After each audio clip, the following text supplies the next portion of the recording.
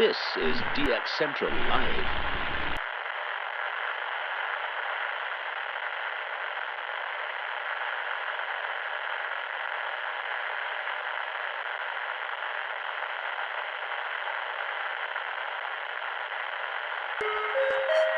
This is DX Central Live.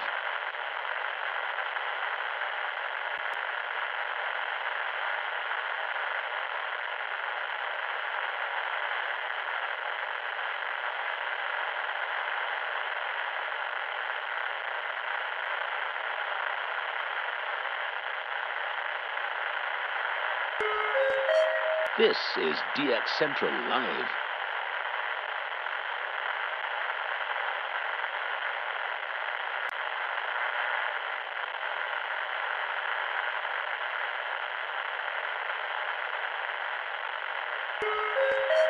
This is DX Central Live.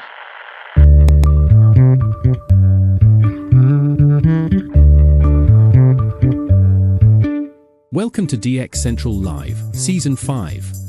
We will be starting the show soon, so make yourself comfortable and be sure to join in on the conversation happening in the chat. Also, don't forget to submit your shout-outs, so we can celebrate together. The shout-out submission link is in the video description for our live stream. If you aren't already a subscriber, be sure to hit the subscribe button. While you are at it, giving this video a like and leaving a comment are great ways to help out the channel. We thank you for your continued support and look forward to seeing you in just a short while. Now get ready for DX Central Live, Season 5.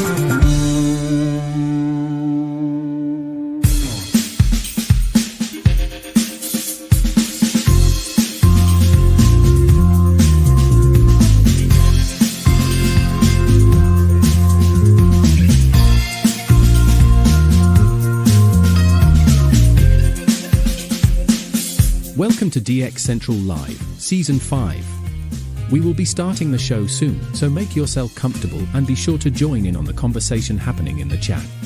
Also, don't forget to submit your shout-outs, so we can celebrate together. The shoutout submission link is in the video description for our live stream. If you aren't already a subscriber, be sure to hit the subscribe button. While you are at it, giving this video a like and leaving a comment are great ways to help out the channel. We thank you for your continued support and look forward to seeing you in just a short while. Now get ready for DX Central Live, Season 5.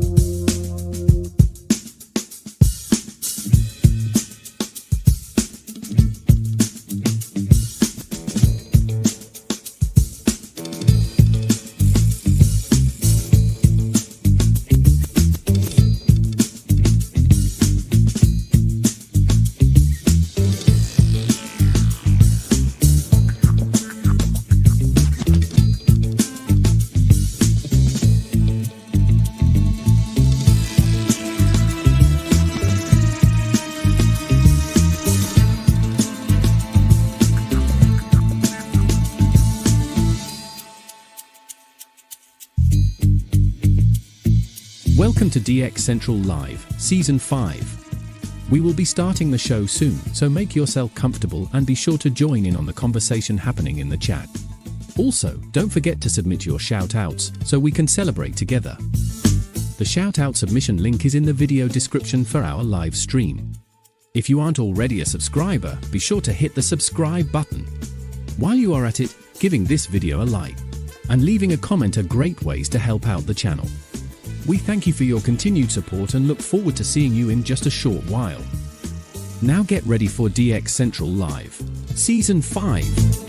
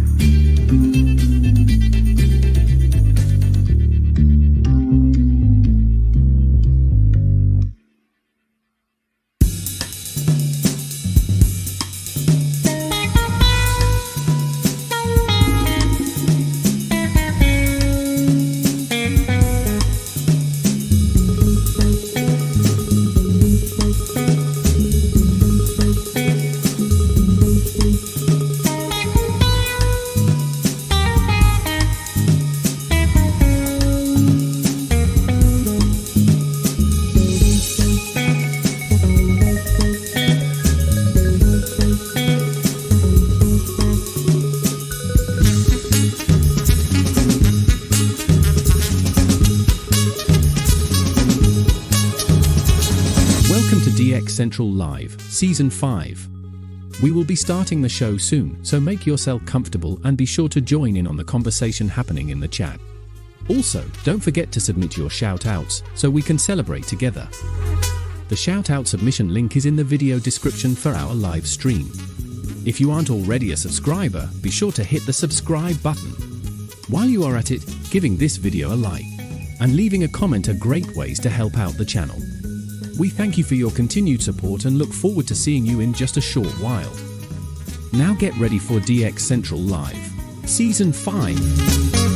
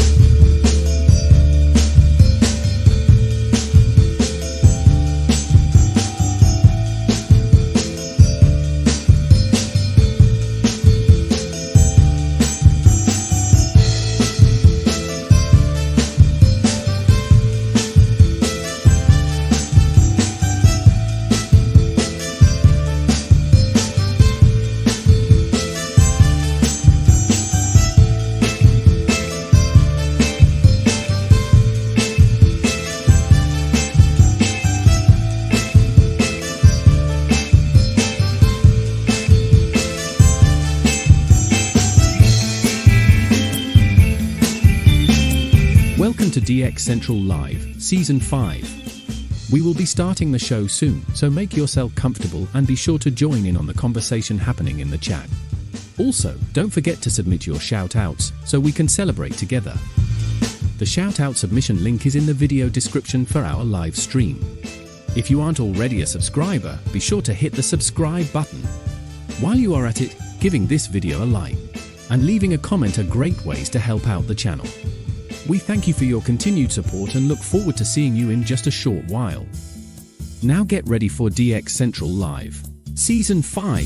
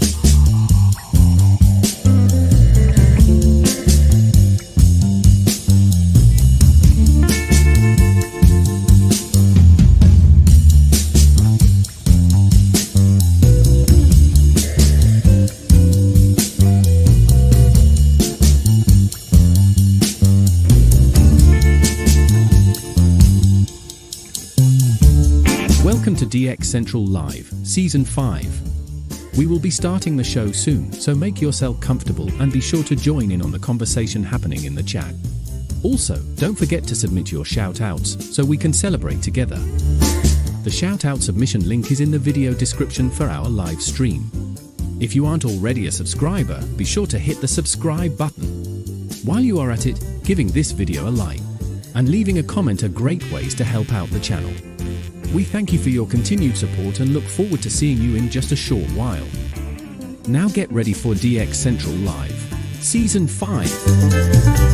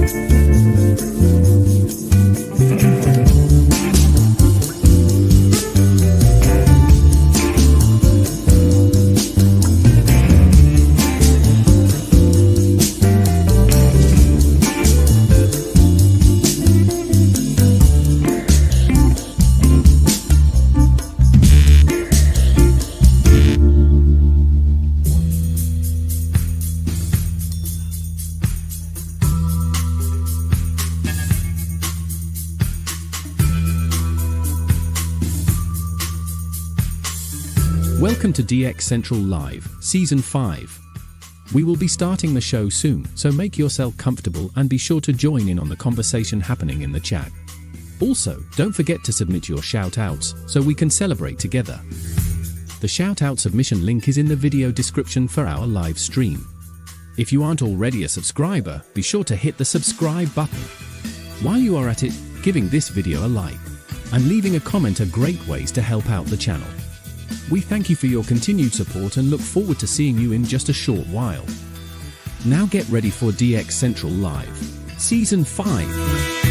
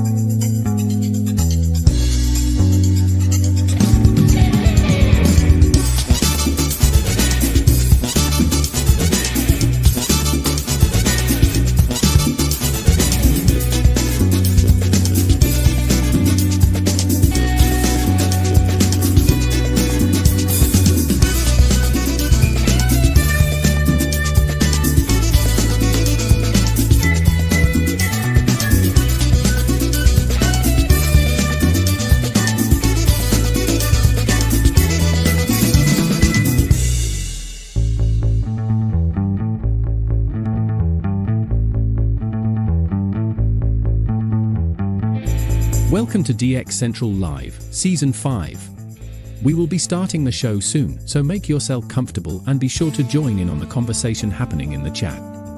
This is DX Central Live.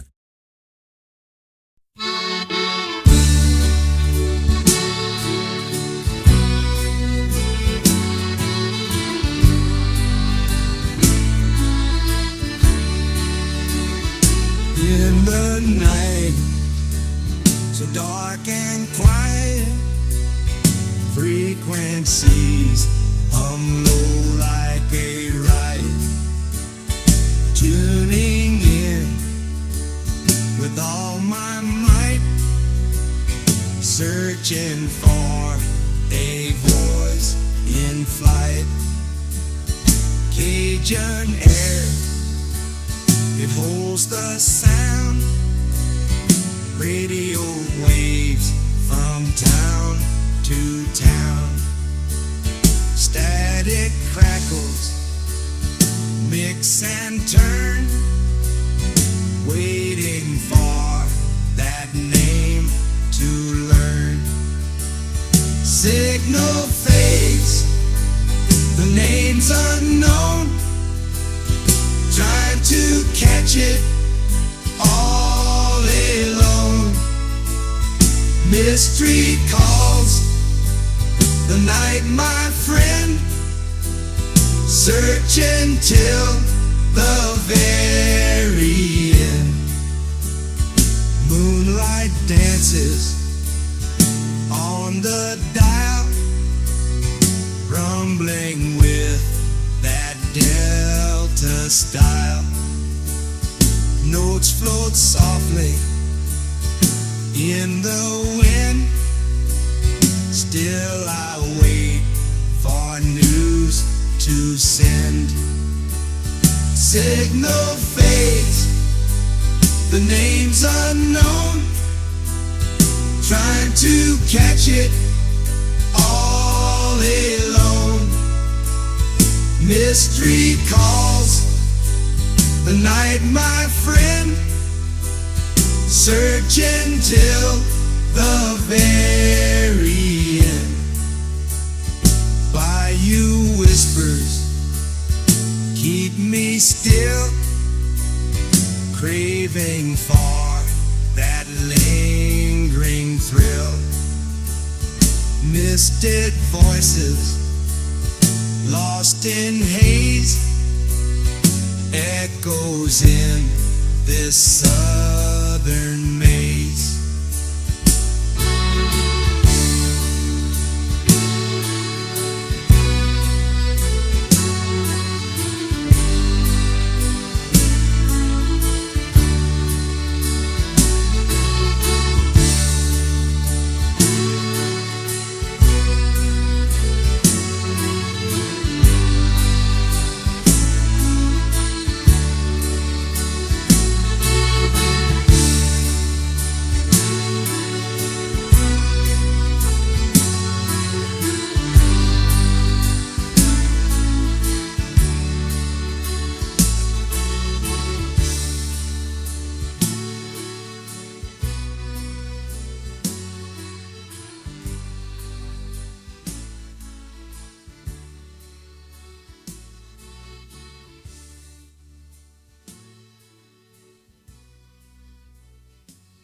This is DX Central Live.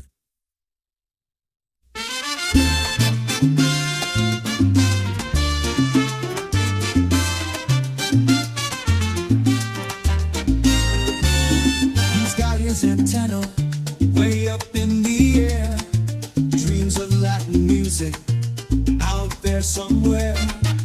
Cards in his hand, maps on the wall, late nights waiting, but he gets no call. All those radio waves, they play with his mind, searching for signals, but they're so hard to find. From Puerto Rico to faraway land, tune in the static, still no guitar in hand. He's there in the darkness, waiting for a sign, humming to the silence with a hopeful line. quiet, nothing comes through. Just another night, feeling deja vu. Oh, those radio waves, they tease and they taunt with promises of rhythms, but give him just one. From Puerto Rico, he's searching afar, dreams of a broadcast beneath the bright star. And in his small room, by the glow of the moon, he waits for a melody, morning or noon. Signals may fail, but his hope never fades. Seeking the music his spirit demands. Another dawn breaks, he's still at the dial. With every sunrise, he promises a smile. From Puerto Rico to faraway land, tune in the static, still no guitar in hand.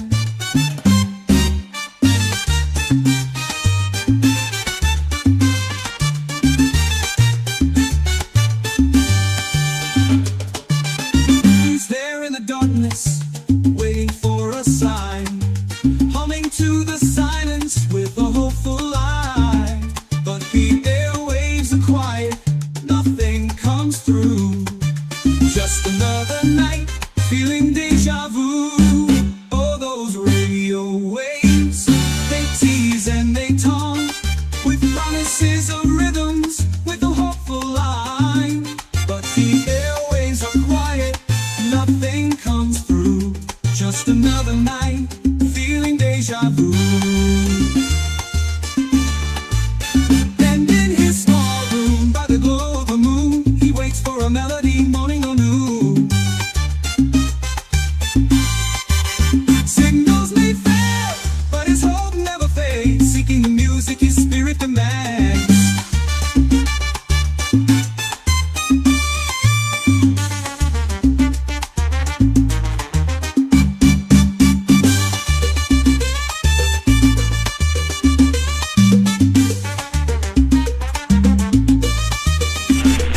Another dawn breaks, he's still at the dial. With every sunrise, he promises a smile. Someday the frequencies will carry his tune.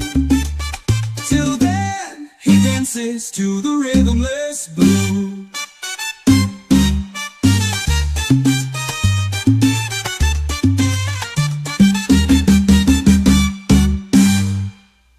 This is DX Central Live.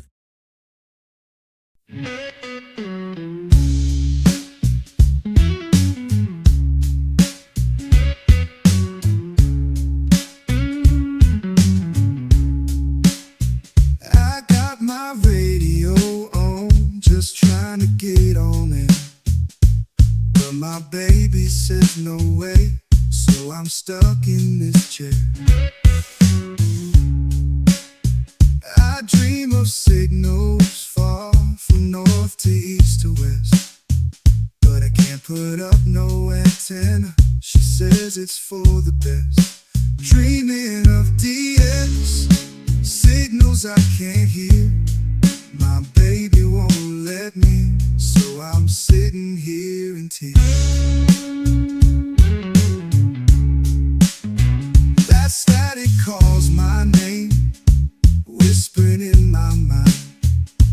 But without that big old tower, the signals I can't find. I see the towers rise in a distant starry sky, but here I'm bound in time, can't even say goodbye. Dreaming of DX, signals I can't hear. My baby won't let me, so I'm sitting here in tears.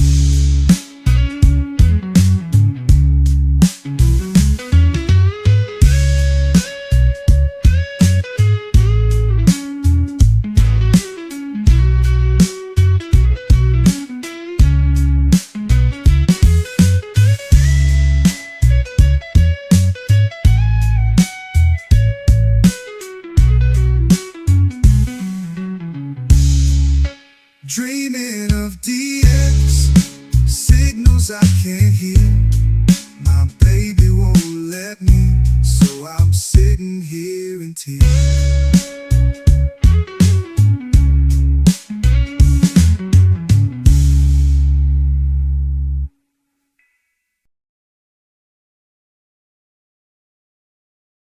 DX Central Live is brought to you in part by... For more than 90 years, the National Radio Club has been at the forefront of providing DXers with the latest in station news, DX-related technical information, and reception reports from DXers around the world. The NRC's AM radio log, now in its 45th edition, is the most expansive and detailed resource of station information for US and Canadian radio stations that is available in any format. The club's publication, the DX News, is available in both print and electronic format and provides the latest information on call letter and format changes, construction permits, and other information to help keep DXers informed of the latest updates they may hear on the air. For more information, visit their website at nationalradioclub.org. That's nationalradioclub.org. With a lifetime membership, the International Radio Club of America gives DXers incredible value by putting important station information right at your fingertips. The club's e-publication, the DX Monitor, includes DXer loggings, station information updates, international loggings, and more. Other club publications include the IRCA Mexican Log, a must-have resource for any DXer that chases stations from Mexico, the TIS HAR list, the IRCA slogan list, sunset sunrise maps, and DXer technical guides. The joint IRCA-NRC email reflector and groups.io group is a hub for real-time DX conditions, station news, and DX-related conversation. For more information, visit ircaonline.org. That's ircaonline.org. From long wave to satellites, medium wave through HF, ham radio to scanners. If you can DX it, the Spectrum Monitor has you covered. Editor and publisher Ken Reitz has assembled a who's who of radio writers to share their knowledge and expertise from a wide range of DX-related topics. Each month, the Spectrum Monitor's columnists dive into their specialties to give readers tips, tricks, the latest news and station updates, and more. The Spectrum Monitor also provides a monthly assortment of feature articles that give in-depth insight into the past, present, and future of DXing. You can get a full year of the Spectrum Monitor for only $24. Individual issues from the current year are available for $3 each. You can also purchase previous years of the Spectrum Monitor in their entirety for as low as $12. For more information, visit thespectrummonitor.com. That's thespectrummonitor.com. Through crashes of static in quiet hours, we listen. In languages we can scarcely understand, and of places we have only visited in our dreams, we listen. Incessantly, we perfect our array of aerials, receivers, and resources. We refine our skills and our techniques so that we might listen. We are DX Central, and we're all about radio. Visit us at dxcentralonline.com or check us out on YouTube. Search DX Central. Keep up with DX Central. Follow us on Twitter at DX Central.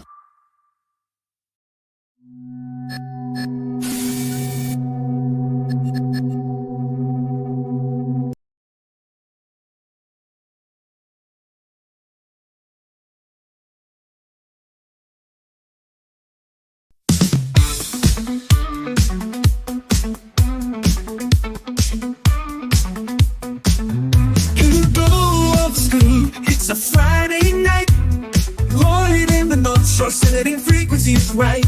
AM and FM, the airwaves collide. DX Central Live, where the signals can't hide. Tuning in the static, chasing down the sounds. Every single signal is magic we have found. All radios hum, the chatters all agree. DX Central Live is the place to be.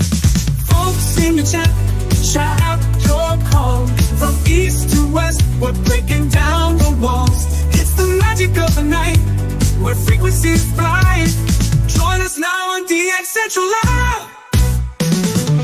From the Gulf South to your corner of the world, this is DX Central Live. now here's your host, Lloyd Van Horn. It's DX Central Live from the North Shore Studios here in Mandeville, Louisiana. Studio A bringing you the live DX. Give me one, Mike. Shoot me one in the chat. Oh, man, we've had ourselves a great week. We had a great week off. Hopefully you guys had a great week off as well. No challenge, no live stream last week, so just a chance to kind of hit the reset button a little bit. And gotta do some stretching, a little rest, a little relax, a little recharge the batteries for our stretch run here of some pretty nice challenges on deck. Mike says 770. Okay, we can check that. We might check on the Kiwi. Probably Columbia might be in there. We'll take a look, though. We're going to take a look. We're looking for a frequency to start off with because we didn't have a challenge last week, so no frequency. We usually start DXing with the challenge frequencies, but no challenge, so no frequencies there to start off with. So Jacob says, I pick 870. You little rascal. Yeah, as long as you're DXing off 830 and 1500, right? Oh, man, we've got a lot to talk about tonight. We have got a whole lot of discussions that have been happening on our Slack channel about antennas and components of those antennas and some other things kind of peripheral to that. So we're going to be talking in depth tonight about those, including one specific piece of hardware for your shack that may be a pretty big helper, and that is the common mode choke. So we're going to talk about that tonight. What is a common mode choke? What does it do? How does it do it, and why does it work, and what it can do for your AM DXing? We're going to talk a bit about that. We're also going to talk briefly about some of the transformers we've been building here. No, not the car turns into a robot kind of transformer, but the one that turns your 800 ohm impedance antenna into a 50 ohm feed line that your radio will like. We're going to talk about those tonight, and we got all kinds of other stuff. We got the Airspy sale is back on. They're back for their semi-annual sale. We've got weather DX. That's going to be a big topic for our second hour. We're going to talk a lot about weather DXing. We had a very nice weather DX Tropo opening, even though the FM here never really got going. We had a very nice Tropo opening on the weather portion of the band at 162 megahertz. So we're going to talk a bit about that, some things that I learned as we had that kind of going through. I guess it was about a little over a week ago. Got some new gear in. We'll talk about that, what that means. And of course, we've got our new frequency challenge range to introduce for everyone. So make sure that you stick around for that. And of course, we got your shout outs. We got to get to your shout outs. We got to make sure that we have a chance to celebrate together. Blow that horn of victory and celebrate together when we do something cool. So make sure you get your shout outs in. And to do that, just go to our website. It's dxchallenges.com. And you don't have to register to do the shout-outs, but we recommend that you register. That way you can take part of our challenges, our low frequency challenges and things like that we do. But dxchallenges.com, look for the banner that says shout-outs, and you can submit your shout-outs. That means what stations have you heard in the last week or two? Since we didn't do a show last week, it kind of goes back 2 weeks. So I think that would put us on the 8th? Be the last time that we had a show. So everything from the 8th on. New states, new logs, new countries, new gear that you've gotten, new goals to achieve, milestones, cool stuff, just cool stories to share. So send those shout outs in and we'll get you here on the air. Dennis wants to know, how does 162 megahertz get Tropo and not FM? We're going to talk about that. That's one of the things we're going to talk about is, why do you see Tropo on that part of the band and not on the FM band? We're going to mention that in our discussion in hour 2, so make sure you stick around for that. All right, so let's go ahead and do some live DX. We've done a little bit of shifting this week in the DX Central Shack. So a couple of, well, at least one new piece of gear to talk about that kind of impacts our gear that we have here on our live DX session. So this first DX session going to be brought to you by the National Radio Club, nationalradioclub.org. That's the website for more information about becoming a member of the National Radio Club. And get your membership in, get those logging submitted, get your deals on their publications or discounts on the NRC AM radio log and things like that. All right, we're going to start off here on our friend Mexico Mike Jeziorsky down in Mexico requests that we take a look at 770 and see if we hear anything down south. And we're actually not on that antenna. I forgot, we're not on the south side, so this might be a tough one. We're on the north side of this antenna. We're at the 330 degrees on this Perseus, or on this Kiwi rather, our shortwave central Kiwi.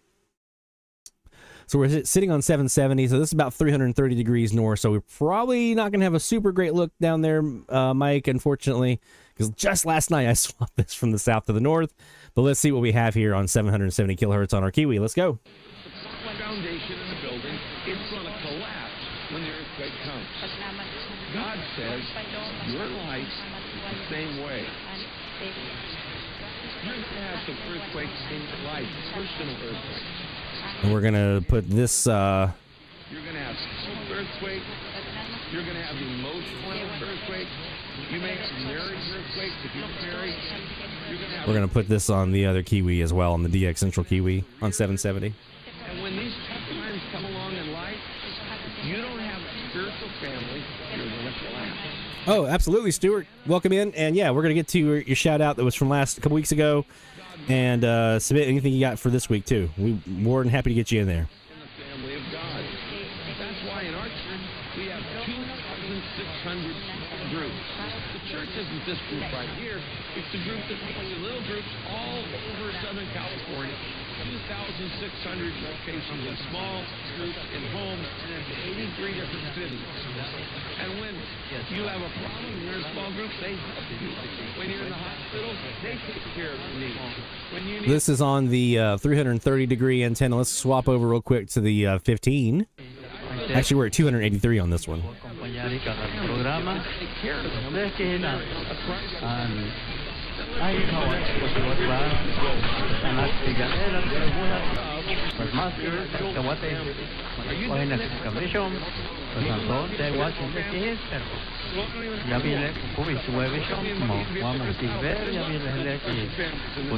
Hey, Mike. We got Mike B in the house. So this is on the West SuperLoop, Mexico, Mike J. Hey, Charles. Bueno, pues no en el curve cerca del sol, el estómago, están en la, en el cantón, pues, te que instalar, tu curve es algo, que vas a sacar chau, hasta un ahí, vas a volver con patronas. We got Blazer Bob in the house. We got a full crew tonight. Nice to see you guys in there. Ya no es feliz patrona también. Gracias a Dios, tengo también en la voz, pero ojalá que guarden más y tienen la antitológica, So there's a couple stations this one could be. And Mexico Mike J, let me know if this matches up with anything you're hearing. But we have two main stations down in Mexico that we would normally hear here. Here. XEACH Formula Radio in Monterrey, and the other one is the indigenous station XEANT that we're actually shooting for here and looking for.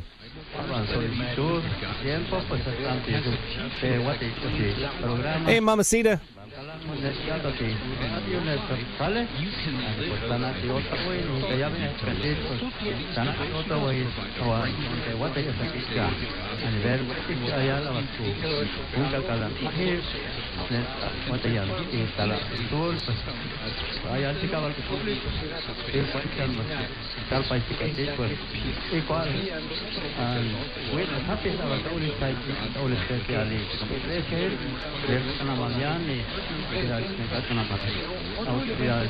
We got top of the hour coming up here in a little bit, so we'll be doing a top of the hour alert.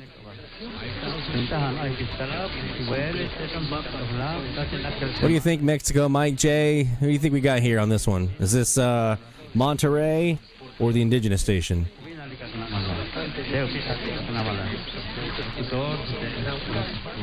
I do hear another station underneath as well. We'd love if that was La Ranchera.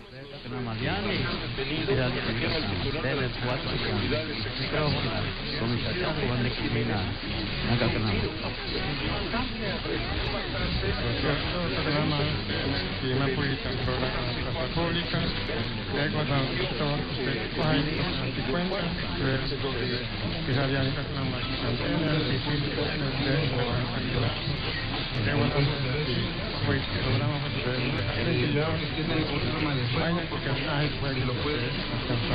So far, I got shout outs in from Stuart, Tom, Jeff, Jerry, Rick, and Carl. If you have shout outs you want to get in and you didn't hear your name called, get those shout outs in. We'll get you in this first hour here coming up. I was thinking that too, Mike. I think that's formula underneath them. Heard some accordion.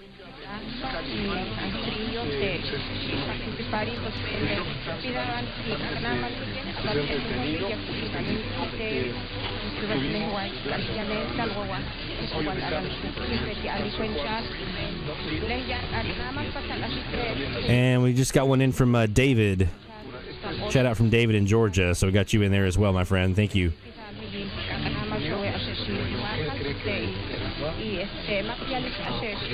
Just go to dxchallenges.com. There's a new banner there for the shout outs.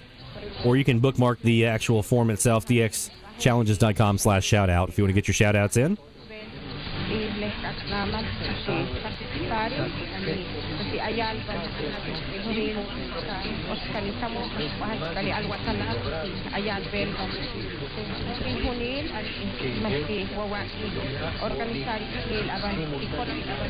think I've got 3 Spanish stations in here right now.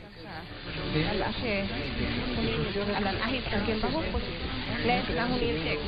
got the female on top, which sounds Spanish-ish.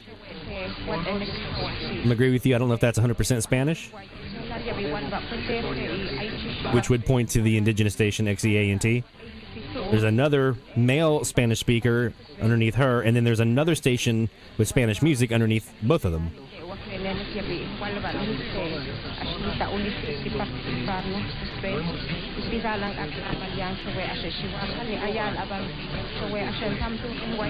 You know what time it is now? DX Central Live, top of the hour alert.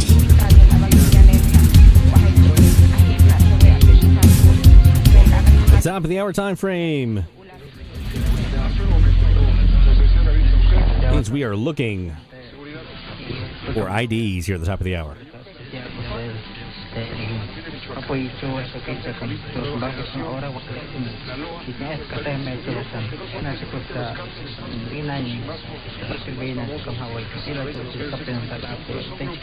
Would love XEML La Ranchera to be making an appearance here today.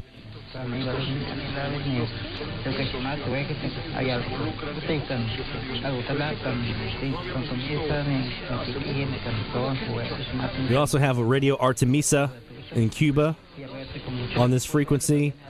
RCN Bogota on this frequency in Colombia. So a couple of others that it could be.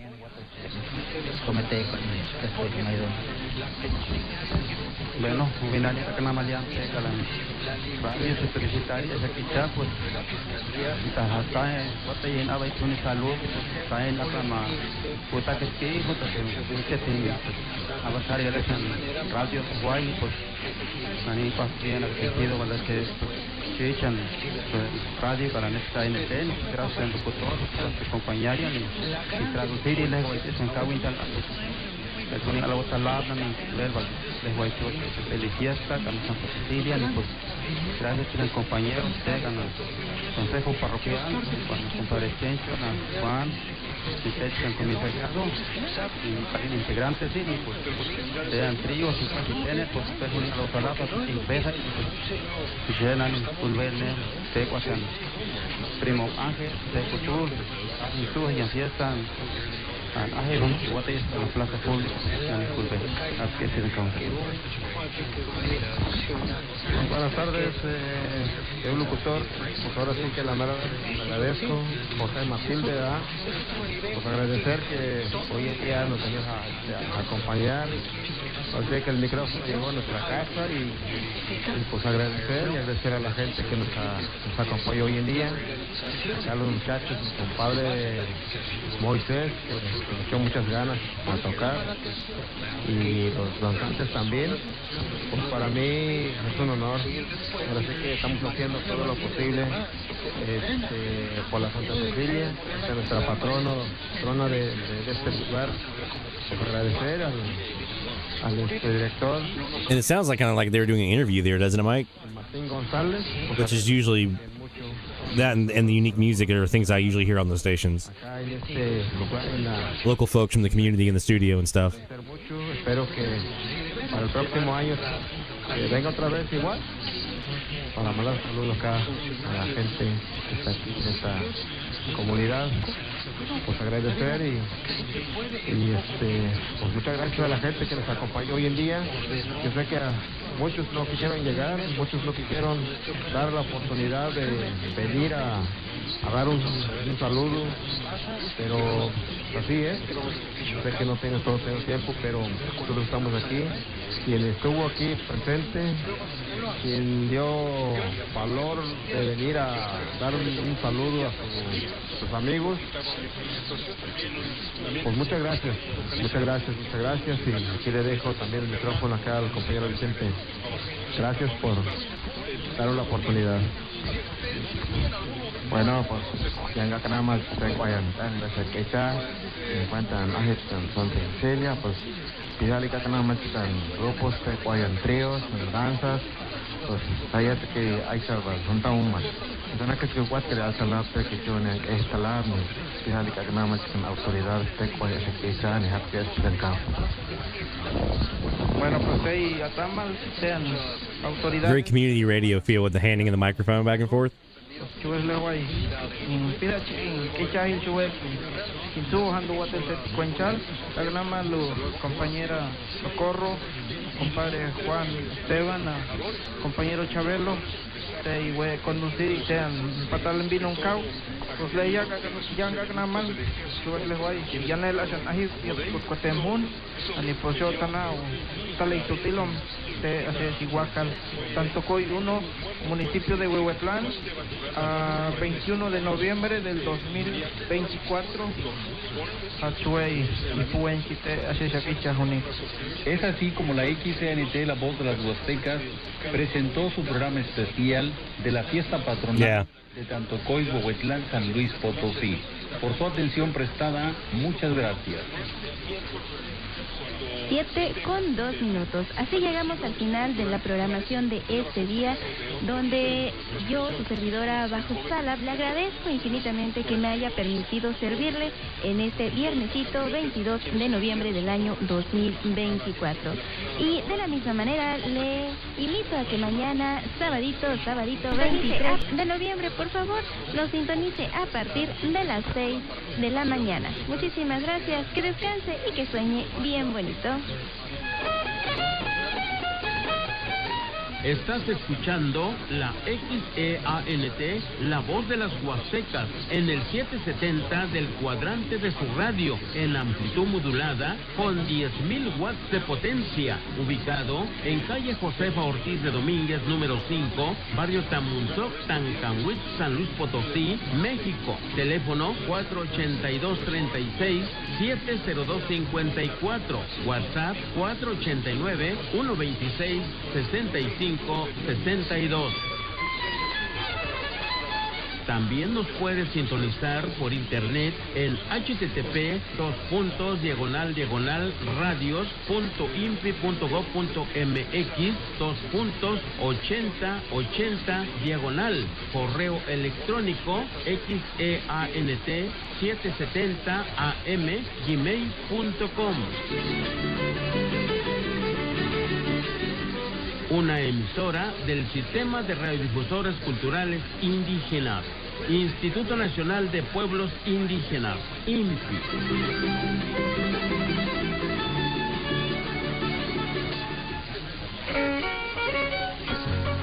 Tlacaquilisto, Huescate Postanas Notzaloni, Catiquias Cotalia, Macehuas Tlastormen, Cuchtecas, Náhuatl y Huanchihui, XEANT, Huesteca Pantastos Huicaques, y Casete Ticayot, 10.000 watts y Pantapiscaquihuili, 770 AM, Catemupantía y Panascali, Josefa Ortiz de Domínguez, Tenmacuili, Tamunzoc, Tancahuichastepet, Tlaltocayo, San Luis Potosí, México. Iguajipan Semtatipacaquihuili, https://ecos.inpi.gov.mx/XEANT. Pueden citar las notas IPAN 482-36-70254. Titlasquilos IPAN Ajacatlasquilolistli 482-112-6861 o IPAN Tepuztlasquilol XEANT 770am@gmail.com. XEANT, Huestecapan Taztohuicaquet, Nice Huescatepostanos Notzaloli, Catiquitaquetía, Mezcotequicacéntica Macehualewani, Impi.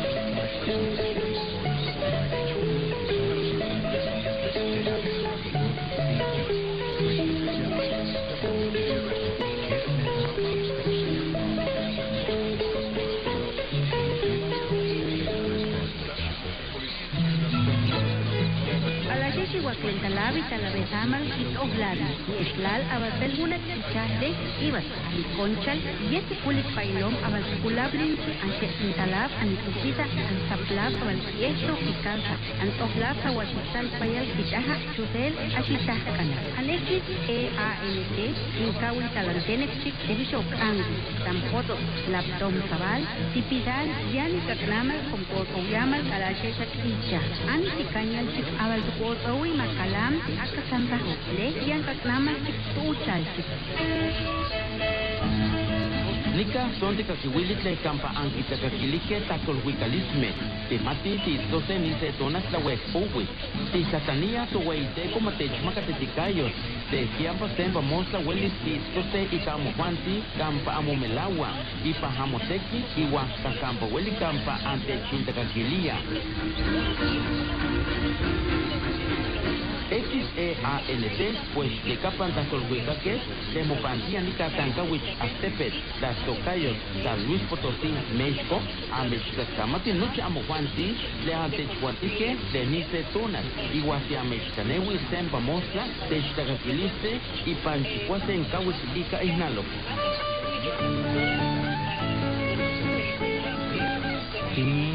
Ya no estoy no más en Tajo. Tan no que es no para Tajo. Pero está aún van hasta Dios más mogan más vanescan más pia y cualquier día con yo y yo porque está con Tajo o donde quiera que lleguen todo XEANT lleva Kiwi que más en Tanguy y ve más México la juegan ambas hecan siguen que llegan sin egno y tejan más bien cuecan de México le encuentro ya lo tuve lo hay su gua tiene big ama hauna más pertapen que me na manahat parkirpia y piom da con mo tuwe y que ñon ma wi mo pan y ya recomejo tautana tandaho y ya tautana hona dio retakia semi ohmo nengo be XEANT ham sioj tema rekomotion kanama ingubong bosej Bisa hel sinichon mahau ni jon kersen om nahi kunho ibut tehel parkirpia kwekara imi ayi takia teligiane bashiyo yo sahel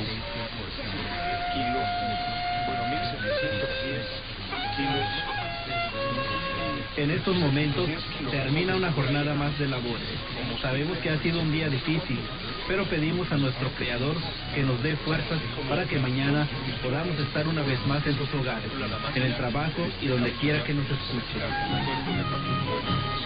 La XEANT, la voz de las Huastecas, de Tancangüí, San Luis Potosí, México, agradece a cada uno de ustedes por habernos acompañado en nuestra programación y los invita para que mañana nos vuelvan a sintonizar a partir de las 6 de la mañana.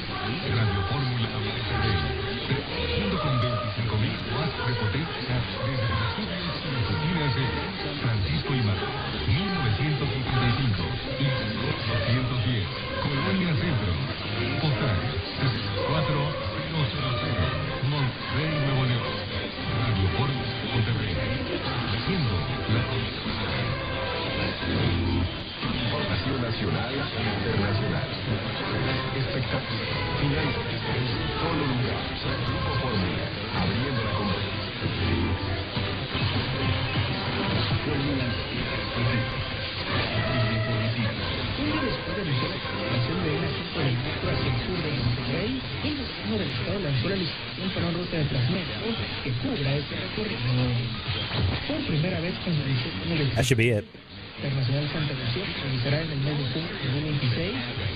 Okay. So no, that was a little longer session than we usually do here at the top of the hour. We kind of let it run there without any talking. I just wanted to give you guys a chance to hear. So those are tremendously entertaining stations to listen to. So if you ever have a chance to get one, I definitely recommend listening to them. They're available online for streaming anyway, which is cool because you can listen to them no matter what. But if you catch one online or on air rather, it's a huge thrill. It's an indigenous station. It's targeted specifically at that community, and you're gonna hear stuff there like I was saying in the chat. Like it reminds me of Trop Band DXing back in the day, listening to small Peruvians or Bolivians in South America and just those random stations, things like that. So if you were recording there at the top of the hour, definitely check and compare to what we just caught there on the stream. I will be uploading the air check to the YouTube channel because I was recording on the Perseus the whole time. So we'll be uploading that later. I also have the audio only version that we just caught from the Kiwi. That'll be going to the Slack for those who are in Slack. So a couple different ways. So if you do not have XEANT in your logbook, have some ways to hopefully help you out there and get those in by comparing to what we received. That little fiddle music stuff, that should stick out like a sore thumb. We're going to do a quick break, and when we come back, after our break, we're going to be talking about this guy. Okay? This guy right here, and why you might want to think about making one of these. And I promise you, it's not hard. I thought it would be. It's not. I'll talk to you guys about it, what it is, what it does, how and why it works, and what it can mean for your AM DXing. We'll talk about that here in a moment on DX Central Live. DX Central, because we're all about radio. Visit us at dxcentralonline.com or check us out on YouTube. Search DX Central. DX Central Live is brought to you in part by... With a lifetime membership, the International Radio Club of America gives DXers incredible value by putting important station information right at your fingertips.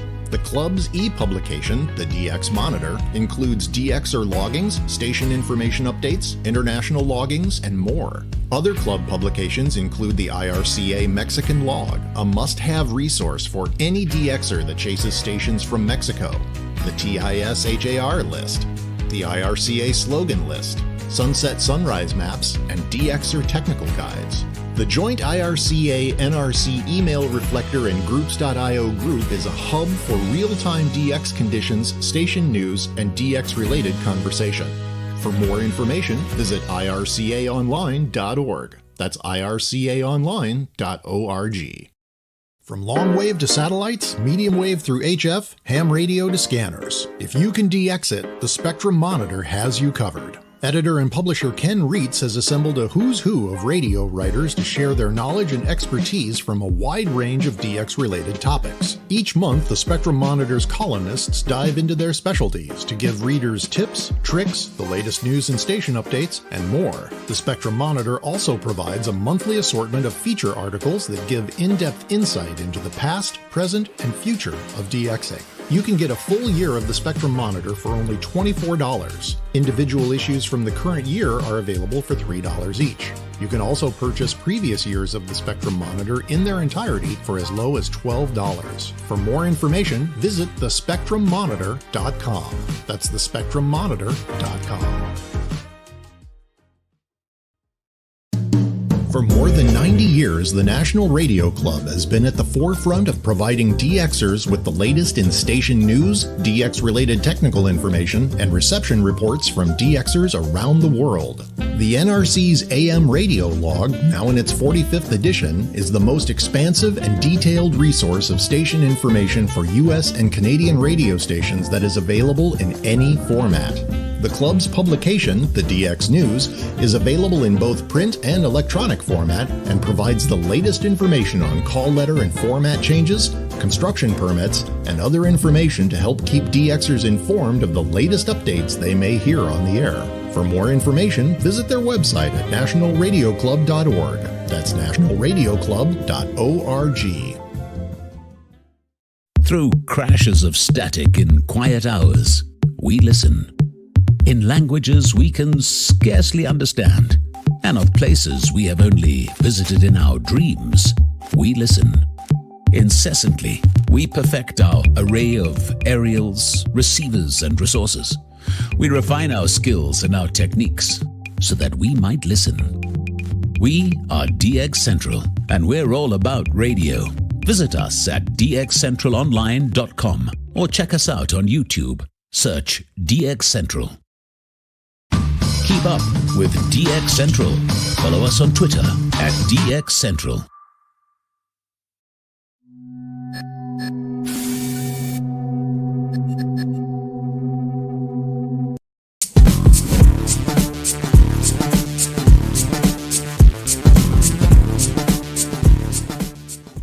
This has been, and I don't think I'm exaggerating. I've got the data to back it up. This has been one of the best weeks of AMDX I have ever had as a DXer.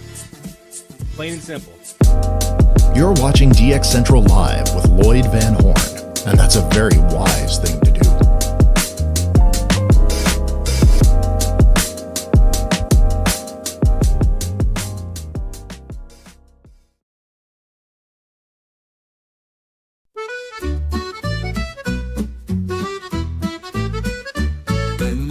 So deep and cold, up in the north, you know, a man brave and bold. DX Central Live is brought to you in part by his antenna in the night, knocked down without a fight. A moose set on his sight, now radio's quiet tonight. Fix it up, fix it high, rain a night under the sky. In the cold he became a fixer, 'cause a moose is no friend to a DXer. From the DX Central North Shore Studios, this is DXC Live. Now here's your host, Lloyd Van Horn. Got a call to make. Up the hill, brave he goes, battling in the ice and snow, fighting winds as they blow to make the connections flow. Fix it up, fix it high. It's DX Central Live. We're just jamming out for a second. He became a fixer, 'cause a moose is no friend to a DXer. From the North Shore Studios here in Mandeville, Louisiana, every Friday night at 1845 Central Time. That's 0045 UTC. And we bring you live DX. We bring you DX-related topics around AM and FM DXing and weather DXing and things like that. We do shout-outs. We do challenges. We do all kinds of stuff here at DX Central. So wherever you find yourself this evening, I appreciate you joining us. If you're not here with us live and watching on the replay, hey, we appreciate you jumping by and watching the show that way as well, because I know some folks will be coming in late, maybe catching up and watching it on the replay. That's totally cool. However you're here and joining us, we just appreciate you being here. We'll be getting to shout-outs here in just a few moments. Actually, let's go ahead and do a round of those. We got quite a few to get to, especially since we didn't have any last week. Wow, we're already up to like quite a few here. So let me do this. Let me go ahead and get these shout-outs rolling here for us. Shout out loud, hear the call for every single big or small, from AM to FM to C to C. We celebrate the ones who slag the IT. Shout out loud, let it be known, you're never DXing all alone. Through the static we found our way. Shout outs making waves today.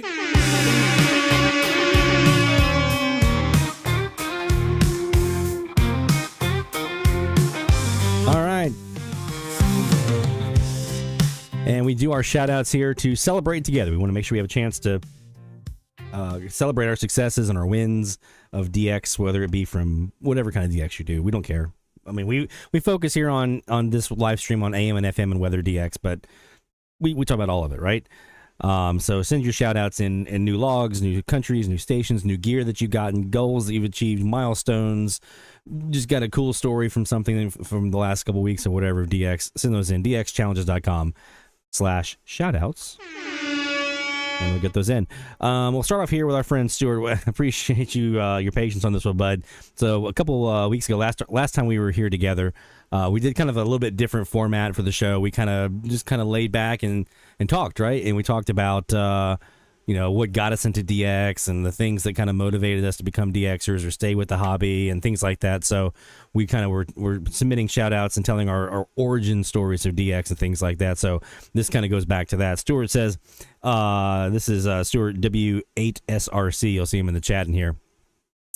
Another addendum to my story. I first experimented with AMDXing using a C-Crane CC Radio 2, as well as my ICOM IC718 back in 2010. But I wasn't the biggest fan of the programming on most stations compared to FM, NOAA weather radio, and ham radio. I tended to gravitate to those bands almost all the time. Here's a short sample of a contact. We'll be playing that here in a second. During a Tropa opening all the way to Raleigh on July 9th, 2018. And Stuart, by the way, is in Michigan, okay, for context there. So Michigan to Raleigh. Using the W8UM club station, an 80-foot tower, and a beam antenna. It was about 534 miles from the repeater. That's on 2 meters, I'm assuming, if I remember right. Wasn't it 2 meters? Yeah. Additionally, I wanted to share a compilation I created of my current FMDX record from August of 2022 during the afternoon when it was raining. Vacationing in Frankfort, Michigan, I could barely receive 2 Central Florida stations over the air. WJRR, Cocoa Beach, Florida, and 93.3 The Beat. WJBT in Jacksonville, my old stomping grounds way back in the day. I couldn't believe my ears while it happened. I was using my Philips FM radio recorder with my headphones as the antenna. I was about 1,100 miles from WJRR, so here's that clip. Rock, Central Florida. 101.1 WJRR.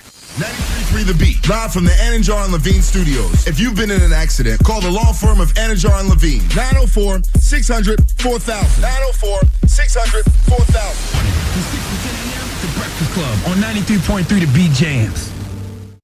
All right, so that was using headphones as an antenna, 1,100 mile catches. Awesome, man. And I'll throw this other link in here into the chat, the way you guys can listen to it.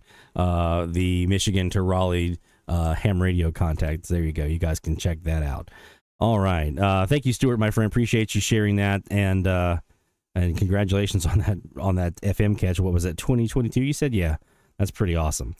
We'll get you in here with a nice big. Okay. Tom Laskowski, our friend, he wouldn't be able to join us tonight. He was at a football game, I think he said, from Indiana. But did have some new logs. My DX in the season has not been anywhere near last year's pace. Tell me about that. I definitely feel that. But the past 2 weeks have netted me 7 new ones. I have now 16 new ones for the season. Now that the cold weather has arrived, I hope to be much more active. That's kind of how it usually goes, right? Like, we kind of start off kind of slow. But for me, like last year, it was December. Man, November, December got here, and I went, yeah, I was DXing like crazy. Didn't mean to shout there, sorry. So here's his new logs. 910 WAKO in Illinois, 1160 WCXI in Michigan, 1290 KWFS in Texas, 1400 WCY in Kentucky, 1450 KWBE in Nebraska.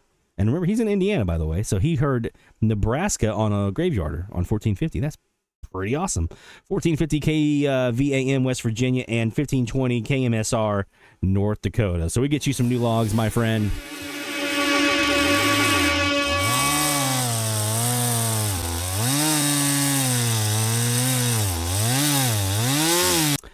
And all right, well done, Tom. I know you're probably watching on the replay, so appreciate you, man. And congratulations on those 7 new logs. That's awesome. That's awesome.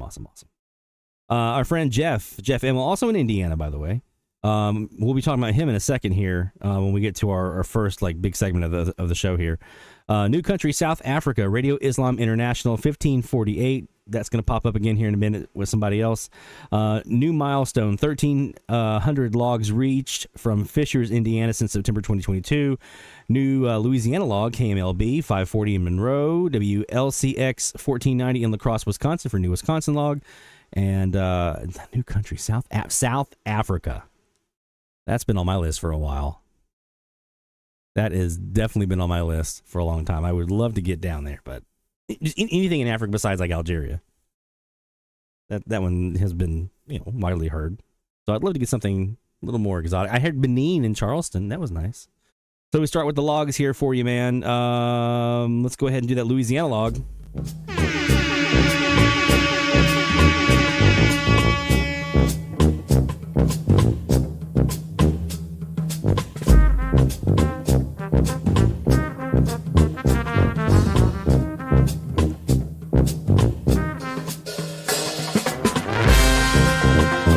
Now that it's gumbo season, right?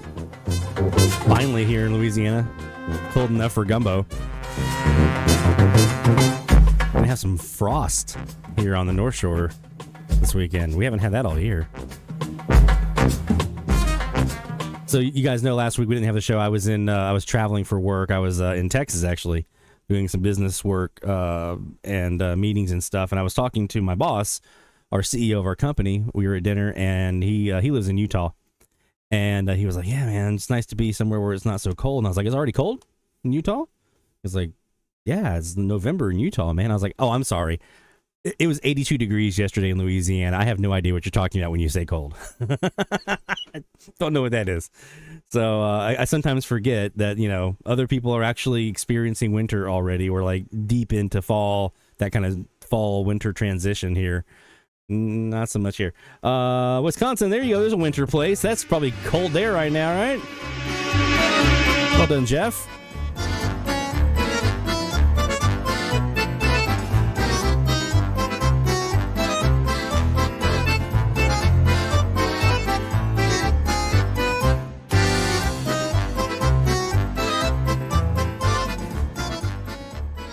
And a new milestone reached with those 1,300 logs. That's a pretty big deal. So we're going to do this guy. All right. You climbed to the top of the mountain, Jeff. You reached for the summit. And you got it. 1,300 logs since 2022.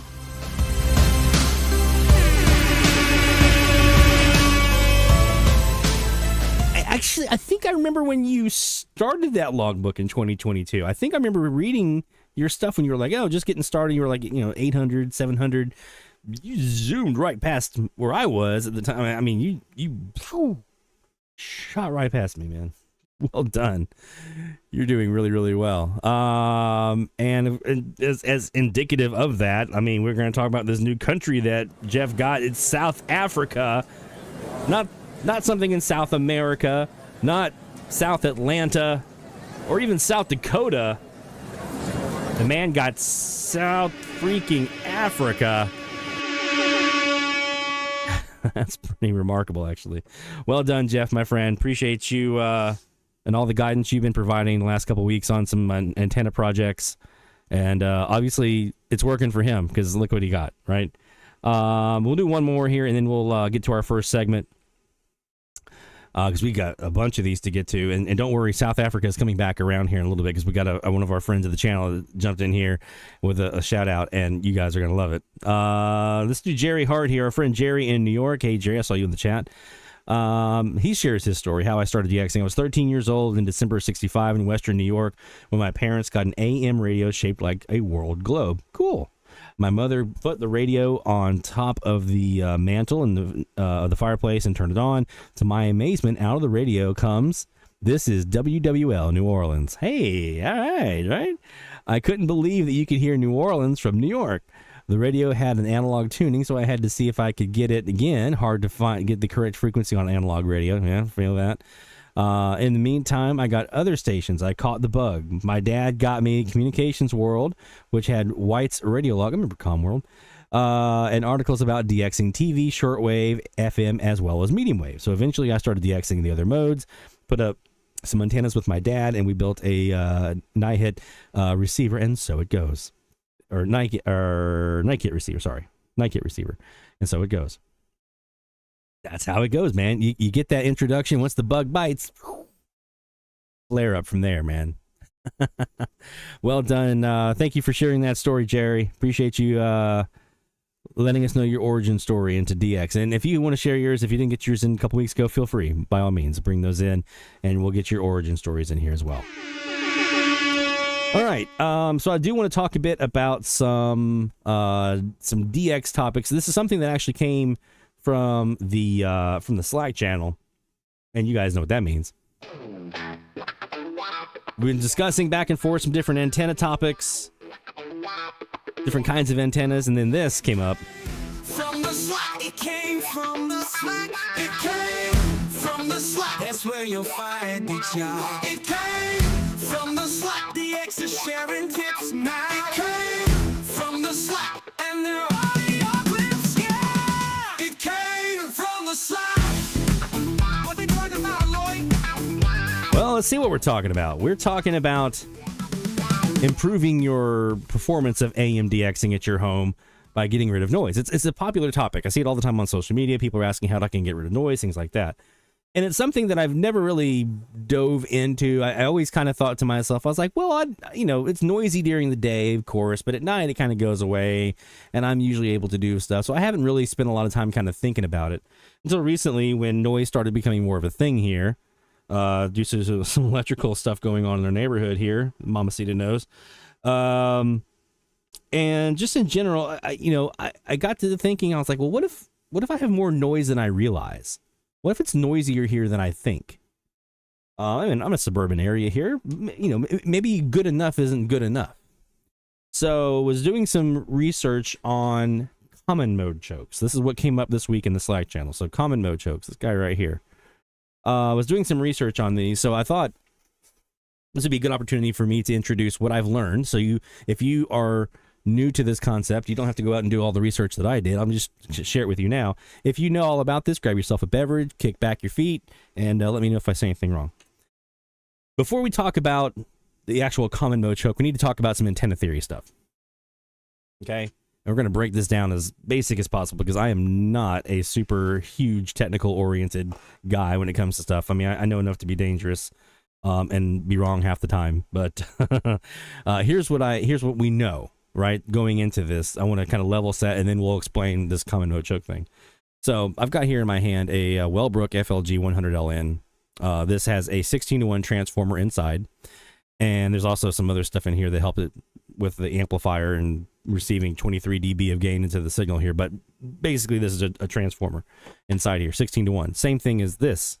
This is also a 16-to-1 transformer. This is a ferrite core, binocular core, that I wound here with 20 windings and 5 windings, 20 on this side. This is the high impedance side. So 20 windings on this side and 5 on this side for the low impedance side. So what these transformers are doing and what's happening inside this box is that your wire antenna that you have in the air is a high impedance antenna. Okay. It's about 800 ohms. And so you have your wire, one wire, like if it's a SuperLoop, let's say, one wire is the part that goes in the sky, goes up and then across and then over, down. That goes into one of these, and the other wire goes across the ground, goes into the other. Okay. On the KAZ, it'd be one wire that goes up to an apex and comes back down, and then the wire that goes along the ground. So you have these two wires that are there, and they come into this device, and through one of these little transformers with the windings around metal, basically an iron core, it steps down the impedance from that 800 ohms that we have coming in to a much more manageable for our radios to make it easier for them to like it, a 50 or 75 ohm impedance down here this side. And it just so happens that 800 divided by 50 is 16. So we need a 16-to-1 transformer to step down from 16, a ratio of 16-to-1. And that's where we get, through the square root, we get a 4-to-1 winding ratio. And that's what has our transformer stepping down from 800 ohms impedance down to 50 ohms. Make sense? Okay.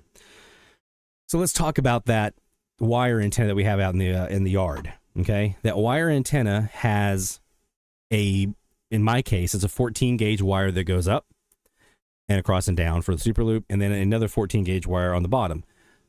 It's a hunk of metal out in the air, and these radio signals are coming in from the sky. Okay. And they're coming off the transmitter, they're hitting the ionosphere in different layers, and then they bounce back down, right? So they're hitting like the F layer, and they're bouncing back down to us, and we're receiving it here. And that big hunk of metal, because it's a electromagnetic signal, that big hunk of metal basically just like captures that, puts it into your radio so you can receive it, and it travels.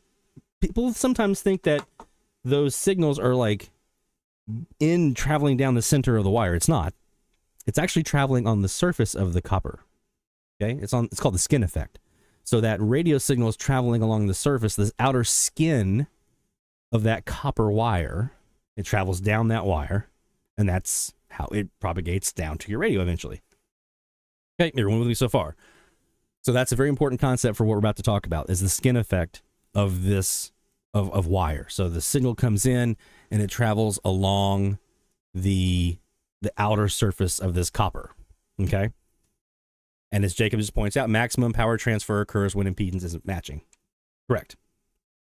And that's what this is doing, is trying to make the impedance match up and make everything happy. So the 50 ohm feed line coming in, going to your radio, and this 800 ohm impedance antenna can coexist together and work together, instead of being like, no. If the 16-to-1 mismatch, it's not gonna like that. All right, so we've gotten through the transformer part, and we've explained now what's happening on the wire itself. These signals are coming and traveling down the outer skin.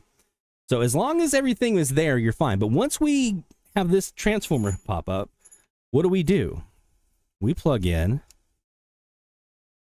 a feed line, a 50 ohm coax in this situation, in this case. And this 50 ohm coax is what we then use to come back to our radio. And we plug this somehow into our radio, and that's where we receive signals. Here's where things take a turn. In this case, if it was just those two wires, everything would be hunky-dory for the most part. It'd be pretty hunky-dory. Now, if you've ever looked inside a piece of coax, for those of you who have not, I'm going to show you here on the screen. This is what is inside a piece of coax, okay? You've got the black outer jacket, so like here, that we see here, the black outer jacket. Inside there, you have a little bit of this braided wire inside. That's a shield.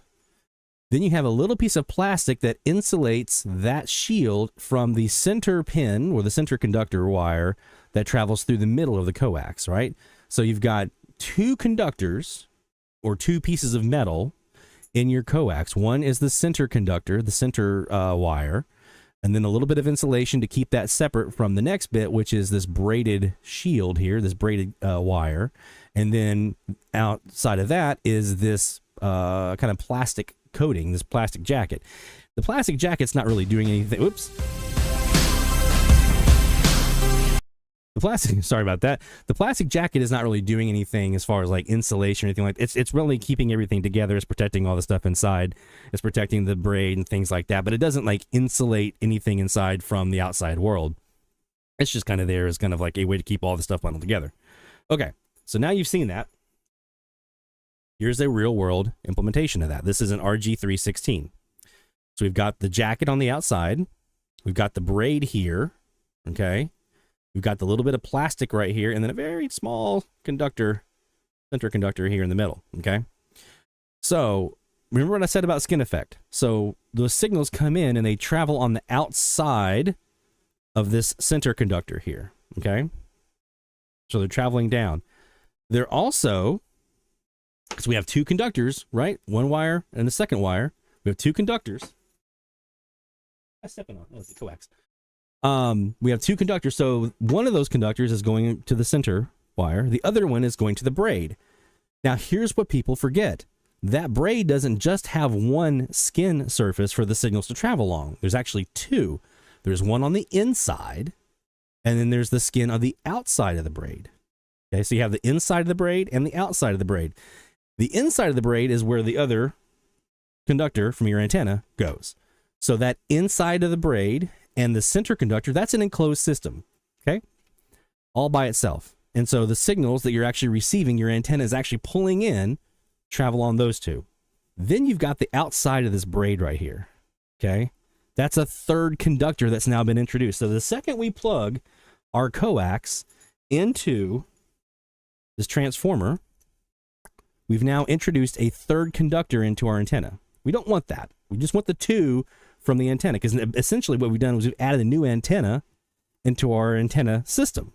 We don't want another antenna. We just want the antenna that's out there, out at the in our yard with the big wire in the air that we put up, that we put all the work into. We just want those two wires to be our antenna, because those loops are naturally going to be a little more rejective of noise than other kinds of antennas. So we choose that kind of design on purpose. But now we've plugged this new antenna in by plugging in the coax, and we have this extra conductor that we don't really want.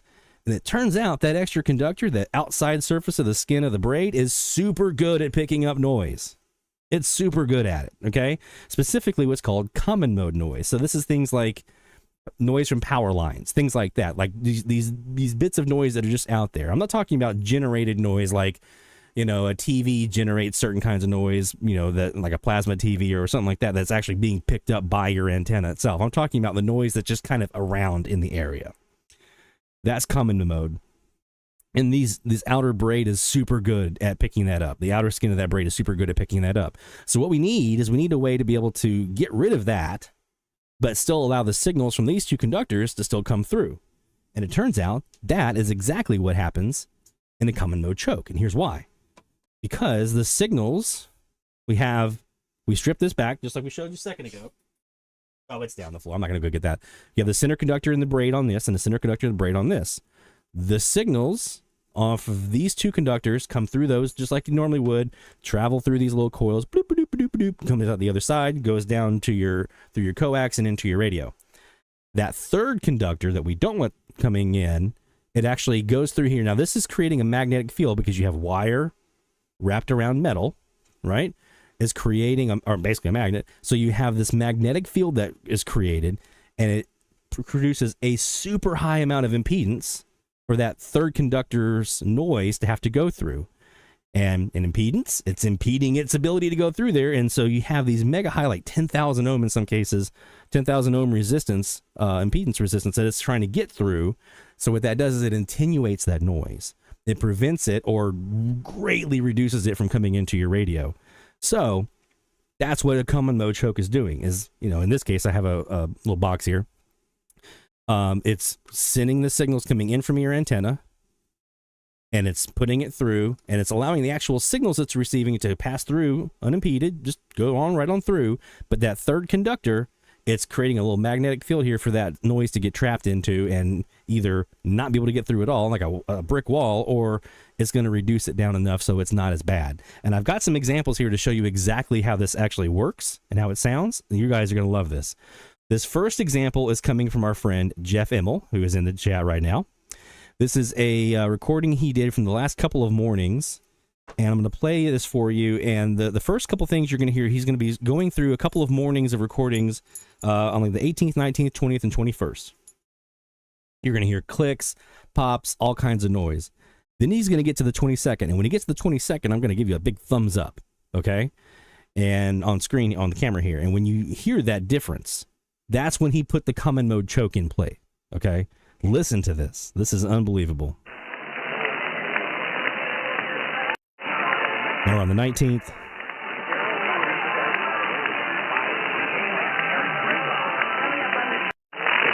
'20th.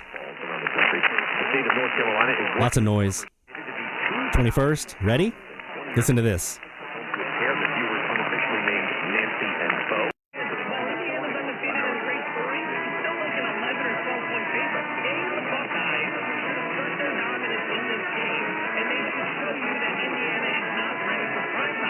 One more time.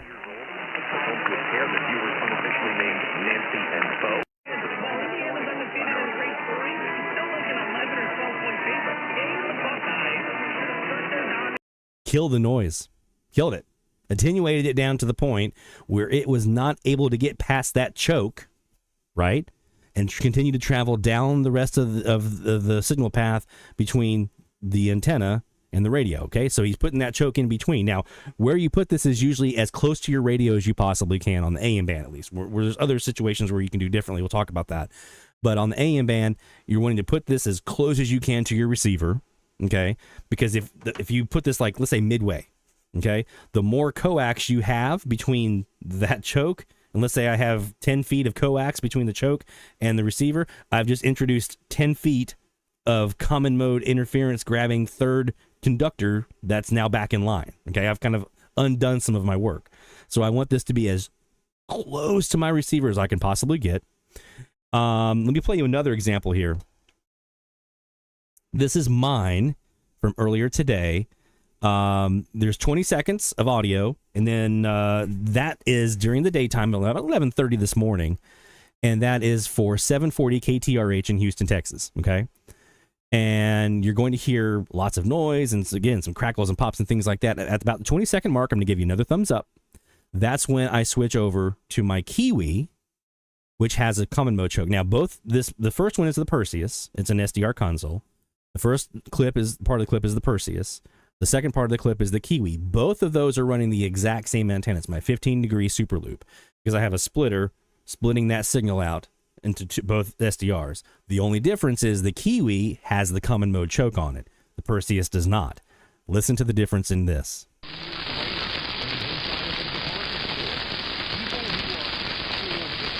This is the Perseus without the choke.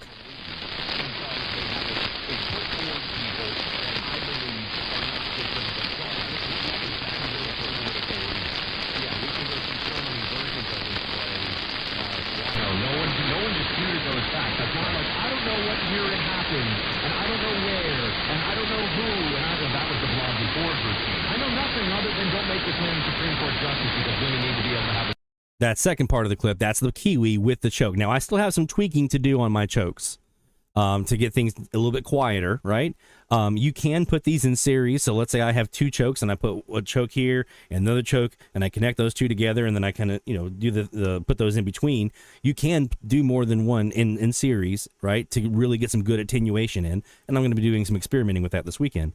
But I mean, you heard, like, it went from barely kind of in there, not really decipherable. I know they're in there, but I can't really pull a whole lot of details out. Maybe a word or two here and there to I know exactly what they're saying in that second part of the clip. Like, that was super, super good.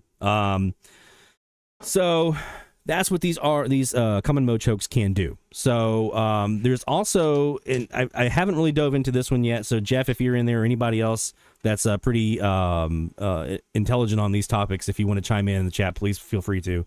I was doing some reading, and I saw also someone mention in a YouTube video, I think they referenced the same article that I read, that basically what happens sometimes is that our feed lines can become part of our antenna. Okay, not even just because of that outer shield thing, it becomes part of the antenna, and it's not just a feed line. So there is some thought that it's good to put a feed line choke on the end where, like, you're coming out of your transformer, right where the feed line connects, to basically isolate your feed line from the rest of your antenna, and then have another one at your receiver to then clean up the common mode reception that's coming on that third conductor on your coax, right? That's something I'm going to test this week, and I haven't done a lot of research on it or digging into it, but that's something that I have heard is a benefit that some folks are seeing. I know I did hear, like, if you have a dipole or some kind of antenna, the antenna is actually coax, right? Definitely you want to put a common mode choke at the balun or at the transformer or whatever to get rid of the common mode noise that's coming in from the actual antenna itself, because it's built out of coax. It's going to be grabbing some common mode, and then a second one or a second series at the receiver to get rid of any common mode that's coming from the feed line itself. Okay. So that's that's what you basically are looking at with these. And this is one of the ferrites. This is what I've been using here. This is an FT114. I do have a couple of others on order. There's a FT240, I think, -31. These come in different sizes and different, we call them mix. Mix basically is the amount of iron or the kinds of metals that are inside in here. Different metals, different types of ferrites work better on different kinds of bands, just like different windings, number of windings. This is 27 windings on this FT114. I'm going to show you a picture here that Jeff put up here a little bit ago on Slack. This is his winding on, he got a I can't remember which one this is, a TDK something another. I forget I'll have to find it here and get it on. But this is the winding he did. 45 turns. Look how beautiful that is. It's absolutely gorgeous. It's hard getting 27 windings on this little guy. This is RG316 coax that we're using to make the winds with here. And so this one's got 45 winds. This particular common mode choke has got 40 dB of attenuation, up to about 40 dB of common mode noise attenuation. You put one of those and another like one of these in series, forget it. You've gotten rid of your noise pretty much. So so there you go. That is everything that I now know about common mode chokes. I have now shared with you, and hopefully you have learned something as well. For those of you who are interested, I never ever thought that I would need it. I was like, my noise isn't too bad. I don't need that. And then I put one in line, and now I'm like, okay, I want to build like 4 more of these things. It makes a difference. You guys know on the Kiwis we get a little signal to noise ratio score. It bumped my signal to noise ratio score up 3 to 5 dB just by by basically pushing down the noise floor. It's not amplifying the signals. It's not boosting the signals. It's not doing anything to the signals. It's just pushing down the noise floor. And then those signals that were already there have a chance to stand out more, right? That's what it's doing. It's pushing down the noise floor, making it quieter on that radio for it to be able to pick out, hopefully, weak signals for us, right? Like I said, I never thought I would need one. I never thought I needed one. I never explored it. I was like, eh. And then when I did think about it, I was like, well, I can't do that. I can't wind a transformer. Come on. I mean, that's or a choke. I can't wind one of the. And then I watched a couple of videos and I saw what Jeff was doing, and I saw what Barry, he made one. And I saw, there it was, TDK N30, and then a bunch of letters and numbers. Grab that. There you go. It's the TDK N30 with a bunch of stuff. Toroid, 45 turns on RG13, 316 coax. I will be doing a video on making one of these and kind of my process to make it. And I'll kind of recap some of this stuff that I just mentioned. This is instructional stuff in the video. But yeah, that's common mode chokes and why it can help you out on AMDX. You can also do these as well. People do them for HF or ham radio. I'm actually considering putting one in place for ham radio to reduce some noise on my ham radio antennas. You can also put it, you have to make it robust enough to be able to handle whatever power you're putting out. I'm only doing 100 watts, so it doesn't have to be crazy robust. You can also do it for like VHF and FM and stuff like that. Those are going to require different kinds of ferrite cores and different kinds of windings. I haven't researched that yet, but I know that it's out there. And some of those, instead of doing the winding around a ferrite core, you have like this little beads, these ferrite beads that basically kind of go in line in your coax assembly. It's just one long line, and that is your common mode choke for like some of those VHF and things like that. So there you go. That is it. That is all. That is the common mode choke and why it can help you with your AMDX. Hopefully you saw those results, what it can do. At the very least, you can try it out. It's a little bit, 50 feet of RG316 and a couple of ferrite cores is not super expensive. You put it in a little project box. It's a fun little weekend thing, and all you need to do is just connect it all up, and there you go. You don't even have to use the box if you don't want to. You can do like a crimp-on connector to the coax, things like that. So that's the route I was originally going to go, and then I was like, I'm going to put mine in a box. Just make sure it's a plastic, non-conductive box, no metal boxes, because that will ruin the whole thing. That will ruin the whole thing. So there we go. All right, let's do some announcement here of our new challenge frequency, shall we? where is that? Is this one. Okay, so we skipped last week. No challenge frequencies last week. A week off, I think, did everyone really, really well after the graveyard challenge grind for 3 weeks. I know Carl was doing his own version of a challenge, which is awesome. Folks were kind of picking up the baton and saying, I'm going to push myself to do this over here. Awesome. He was basically swapping out and doing a different radio like every day, which was so cool.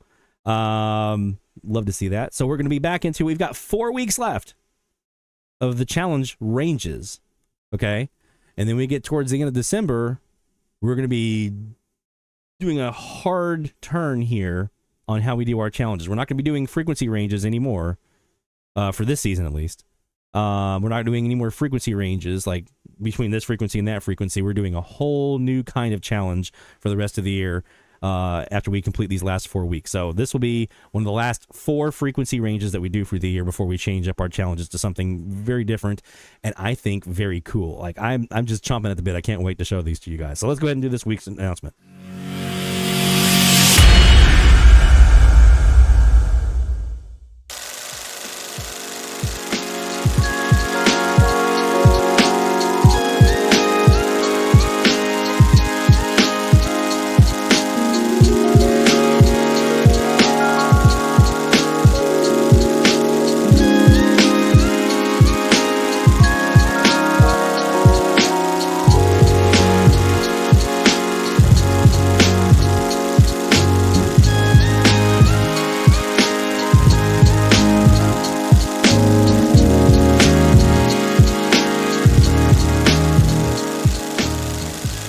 There we go. So we're doing 1270 to 1290. That'll be our frequency range for the week. And, of course, I've got a local right dab smack in the middle of that thing on 1280. That's going to make this a fun week for me. So we'll see what beholds and is ready for us here on our new frequency challenges. The form goes live at 8 o'clock. And everything should be live here at the top of the hour for you guys to do what you need to do to get those submissions in. Starting here at 8 o'clock here at the top of the hour in basically 4 minutes. We're about a minute away from the top of the hour alerts. We're going to do another live DX session. This one brought to you by International Radio Club of America, ircaonline.org. That's a website for more information about becoming a member of the IRCA today. So you'll notice one thing here. I do have now at the top here, it says Perseus/Kiwi. Again, that's because both of my super loops now are running through both of these. So we may be looking at the Perseus, we may be looking at the Kiwi. But either way, it's the same antenna here. It's right now the 15-degree super loop. So let's take a listen and see what we've got here on 1270. And again, this is the Kiwi, so that's the one with the common mode choke reducing noise.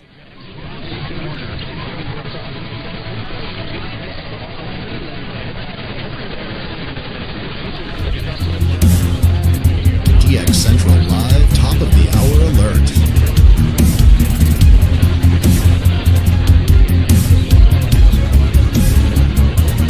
All right, so we're doing top of the hour alert time here. You guys know I've got a local on 1280 here, WODT, here in New Orleans. Gonna be a fun one for getting around that one. Well, let's start here on 1270. Again, we're looking 15 degrees up north. Let's see what's coming in.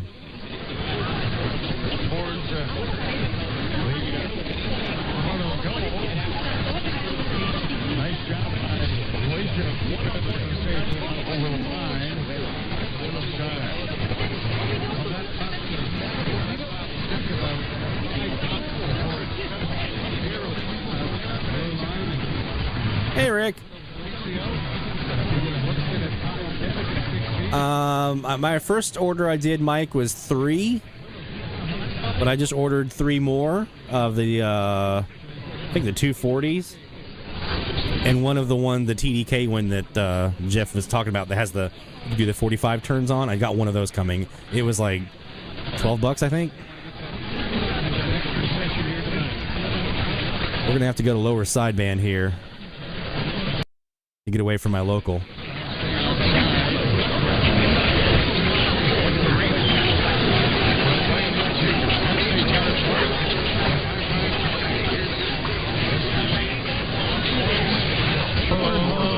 We've got a loud one on 1260 beating us up too.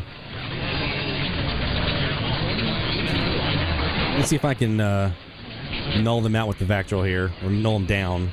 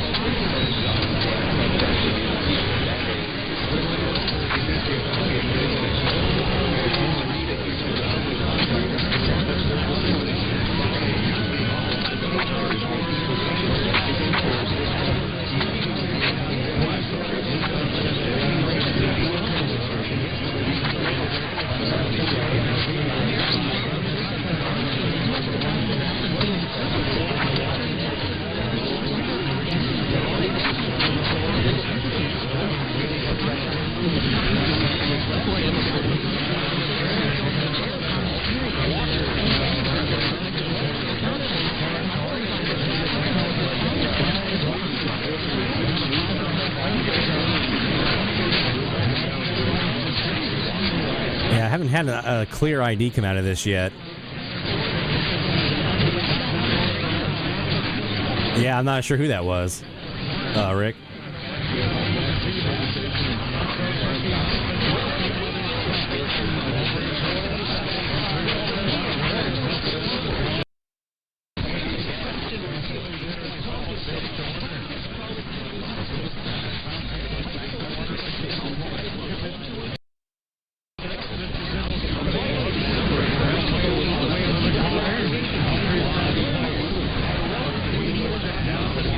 We're going to bring down that gain threshold a little bit. The AGC, the auto gain control. Kind of treat this like a graveyard a little.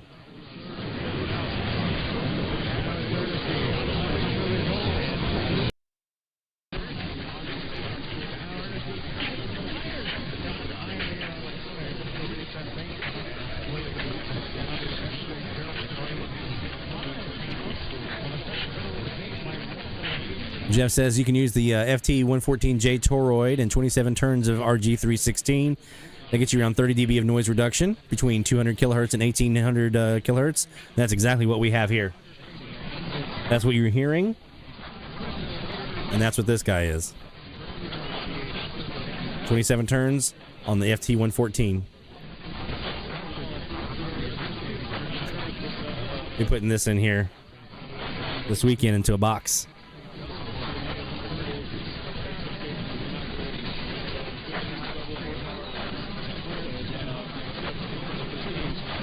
Let's check 1290 really quick.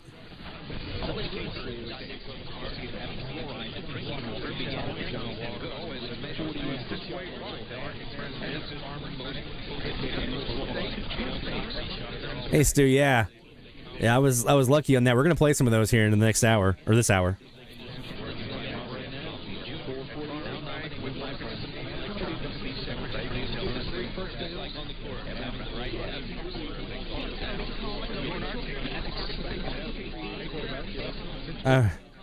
I hope I hear something besides WHKY this week on 1290. Last time we did this frequency range, I wanted to pull my eyes out. Or my ears, probably.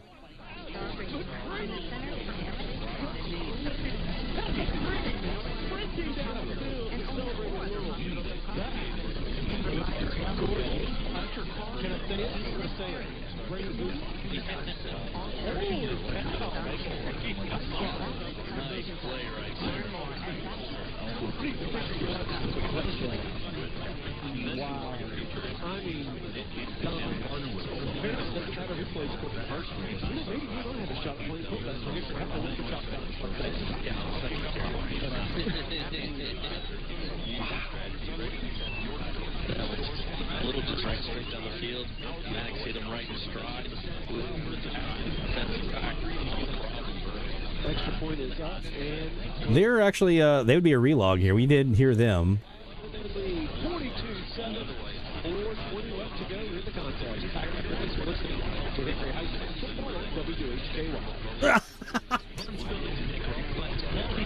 It didn't take long. That didn't take long at all. And here they are. 10% off lot buildings, 7% off custom buildings, 10% off Icon and Epic Golf Carts, and up to 35% in savings on 12 to 30-foot wide carports or garages. Whether it's a storage shed, at-home office, or brand new metal roofs, Bunce Buildings and Hickory has you covered. BunceBuildings.com.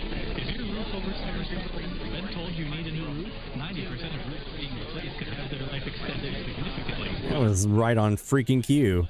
Essential oils and shingles. Extend your life by 5 years per Thanks to be HKY, do you have to always be there?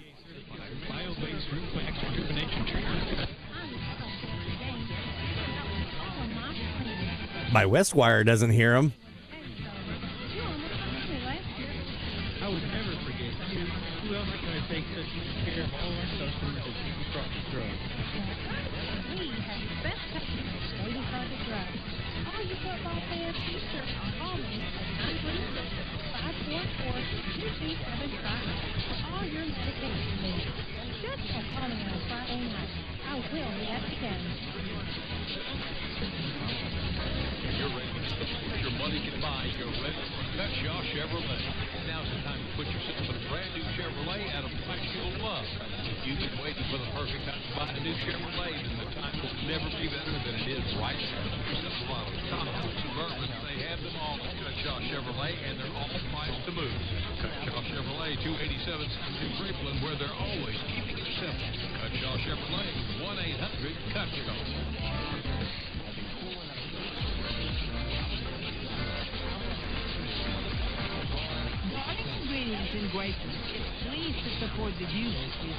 So that would be who I thought it was, KIVY Crockett. That's who that is. With the Cutshaw Chevrolet ad there. Next to Grapeland, Texas.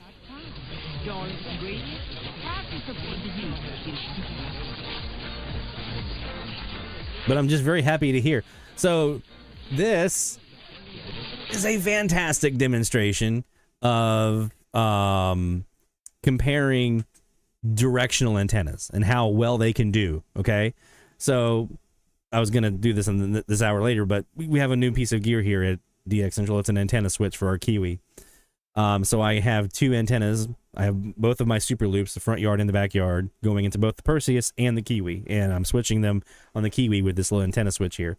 If you happen to ever come onto the DX Central Kiwi here, and you are the only one on, you can switch between the two antennas. If there's more than one person on, you won't be able to. But if you're the only one on, you'll be able to switch between the two Kiwis. And you can always at least tell, if nothing else, you can go over here to the RF tab and see which one I'm currently using.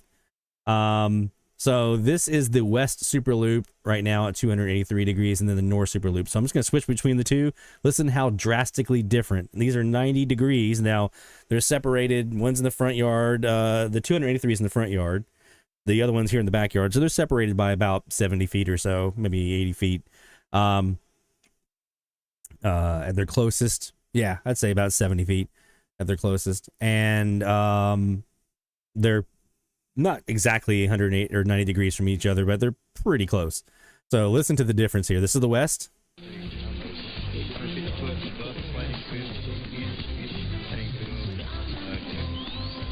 Here's the North.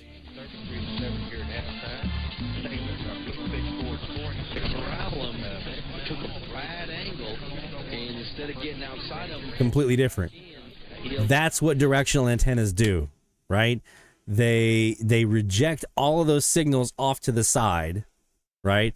And in a lot of cases, in like this case, these SuperLoops, the way I've got these vactrols and everything else dialed in on the termination side, stuff off the back side, right? So it's attenuating or getting rid of those and allowing everything else in the pathway of the antenna, the beam width of the antenna, to come in. Now, sometimes there's going to be stuff off to the side a little bit that might be within the beam width, because some of these are not like a narrow beam or like a laser. That's a beverage, right? Those are going to be really tight beam widths.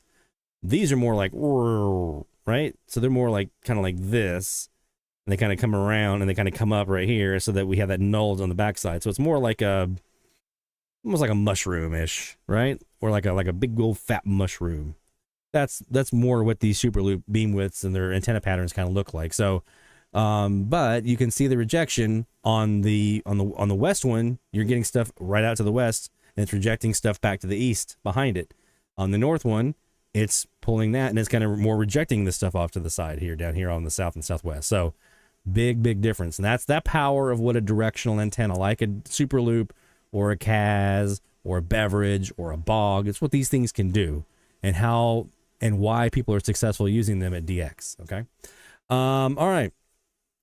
So we're going to take a quick break, and when we come back, we have some more shout outs to get to, and we're going to be talking about weather DX, and specifically why we had a pretty big Tropo opening going on here on the Gulf Coast last week. I think it was last week, and nothing was going on FM here. I mean, we had a little bit in the Mobile and that kind of thing, but definitely nothing like crazy.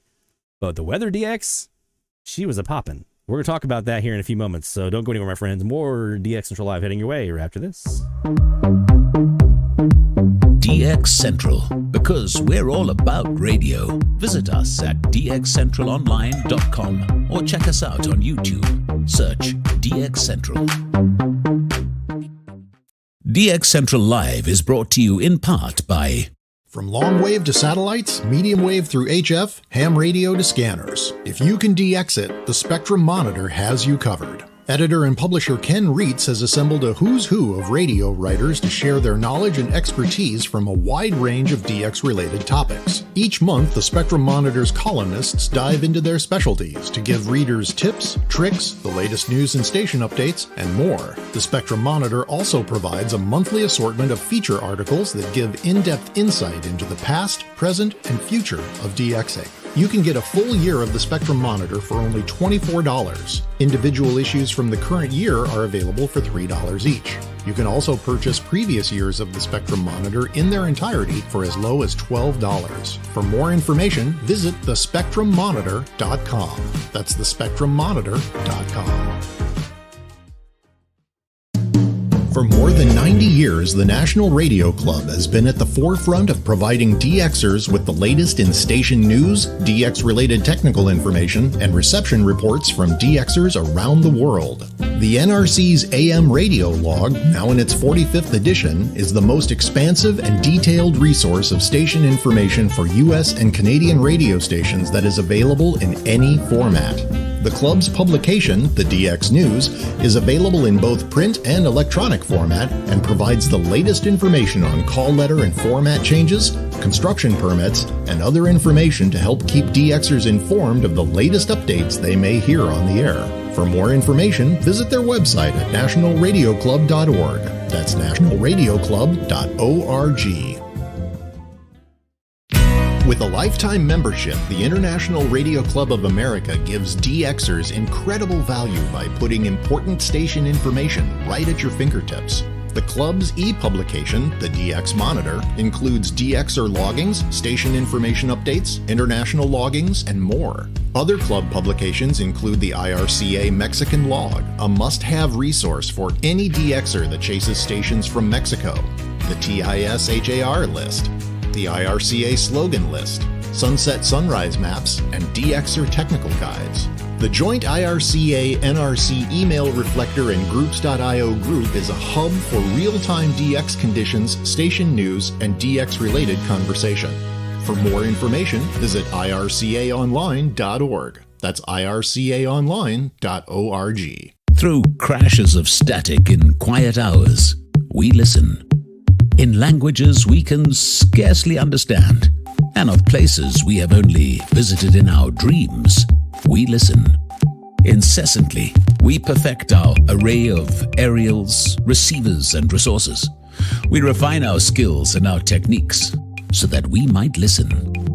We are DX Central, and we're all about radio. Visit us at dxcentralonline.com or check us out on YouTube. Search DX Central.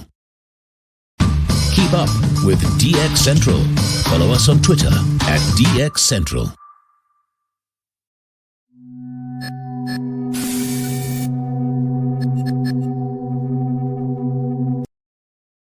This man told me to tell you to watch DX Central Live with Lloyd Van Horn every Friday night.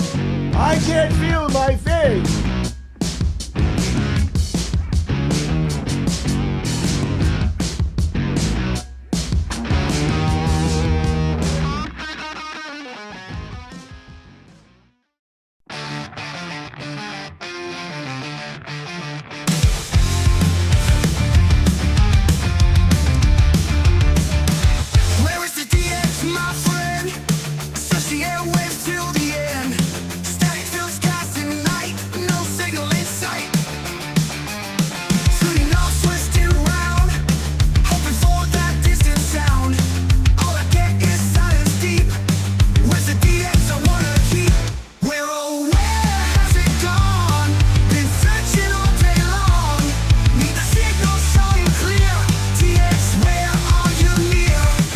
The DX Central North Shore Studios. This is DXC Live.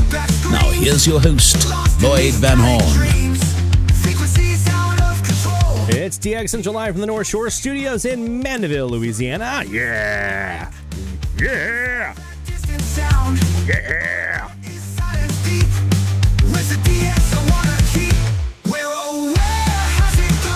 We're talking DX, we're talking AM DX and FM DX, but right now we're going to switch gears a little bit. We're going to talk about some weather DX because, my friends, we had ourselves a nice little Tropo opening here on the Gulf Coast this last week, and it kind of validated some things that I've always heard and always been told and kind of knew, but I definitely saw it in action in this Tropo opening. So here's how this usually works.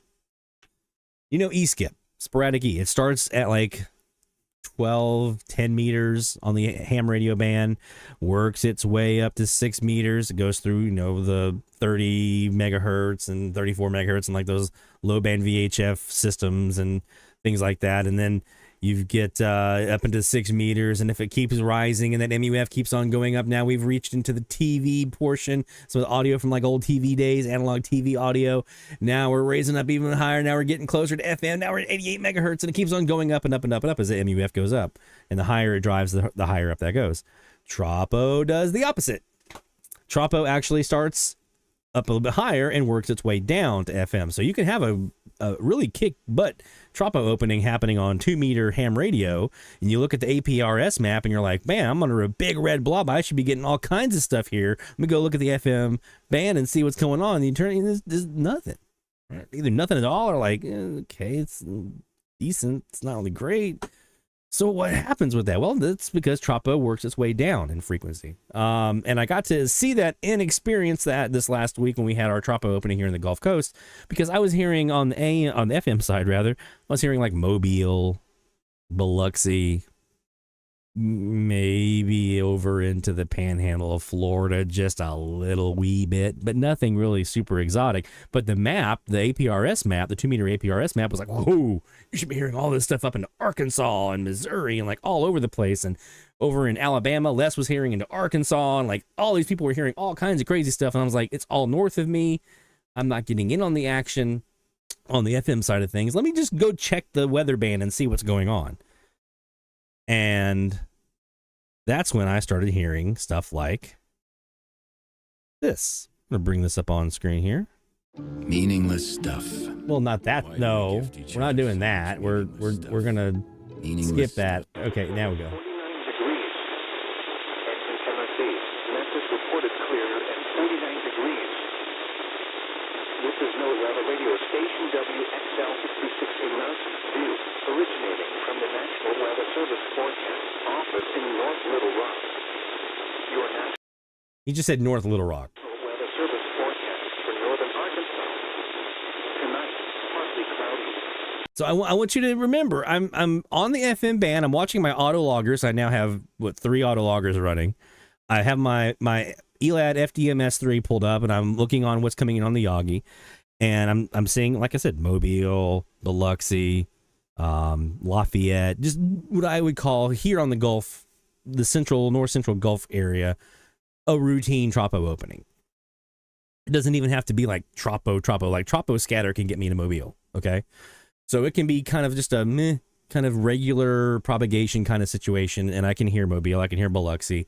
I can hear into like Milton, Florida, right there along the Panhandle, right by the Alabama border, back towards Lafayette, maybe up towards Alexandria, Louisiana. Like that's kind of and a little bit north into Mississippi, not crazy north, but a little bit north. But like those little coastal parts right there is where I normally would see tropo kind of popping up. But the map was telling me, hey man, you should be hearing into Arkansas and all this other kind of stuff, and I just wasn't hearing it on FM. But it was there on the weather band. So I'm telling you this because it's if you're in the mood for some DX and you want to hear some stuff and you're having this tropo opening and you're under like tropo conditions and you go to FM and there's nothing going on, go check out the weather band. You got 6 frequencies, right? 6, 7? From 162.4 to 162.55. Okay, and they're in 25 kilohertz spacing between those two frequencies. And I'm running on my Weather DX setup right now is pretty basic. It's a Airspy R2 SDR, and that's what you saw here on screen was the SDR Sharp software for the R2. And then the other the antenna is a J-pole, a 2-meter J-pole that I've got sitting at about 21 feet up in a tree. Okay, which right now is pretty bare. There's not a lot of leaves on that tree, so I'm getting pretty good reception. So yeah, and then that's it. I'm gonna eventually upgrade that setup a little bit, but that's what I'm currently using. So that got me interested and excited. I was like, whoa, I need to pay attention to what's going on here. So I'm rolling, I'm recording and everything. And then I had some stuff to do, and I left, and I came back, and I was reviewing my recording, and that is when I came across. Whoa, not yet, man. That is when I came across this little ditty here on. I think it was, what time? This was at midnight on the 16th. Listen to this. This is outstanding.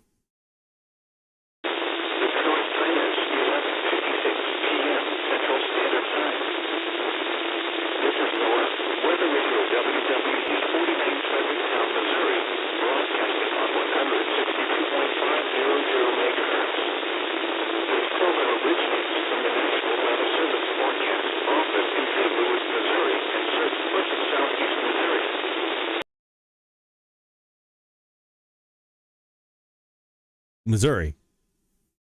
Again, I got Mobile, I've got Biloxi, Lafayette, Alexandria on the FM band. Nothing cooking. I'll go up to the weather band, 162 megahertz. I got Missouri. I got Arkansas. It's cooking. And it wasn't open very long. So it didn't stick around for a long time, but it was there. And it was cooking.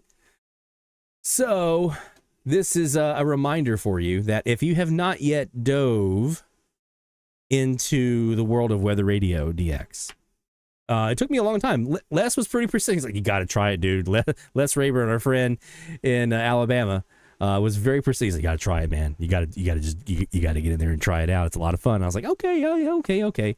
And this is my local band. This is right now. This is live. You can see 1, 2, 3, 4 of the 7 frequencies. 1, 2, 3, 4, 5, 6, 7. Yeah, 7.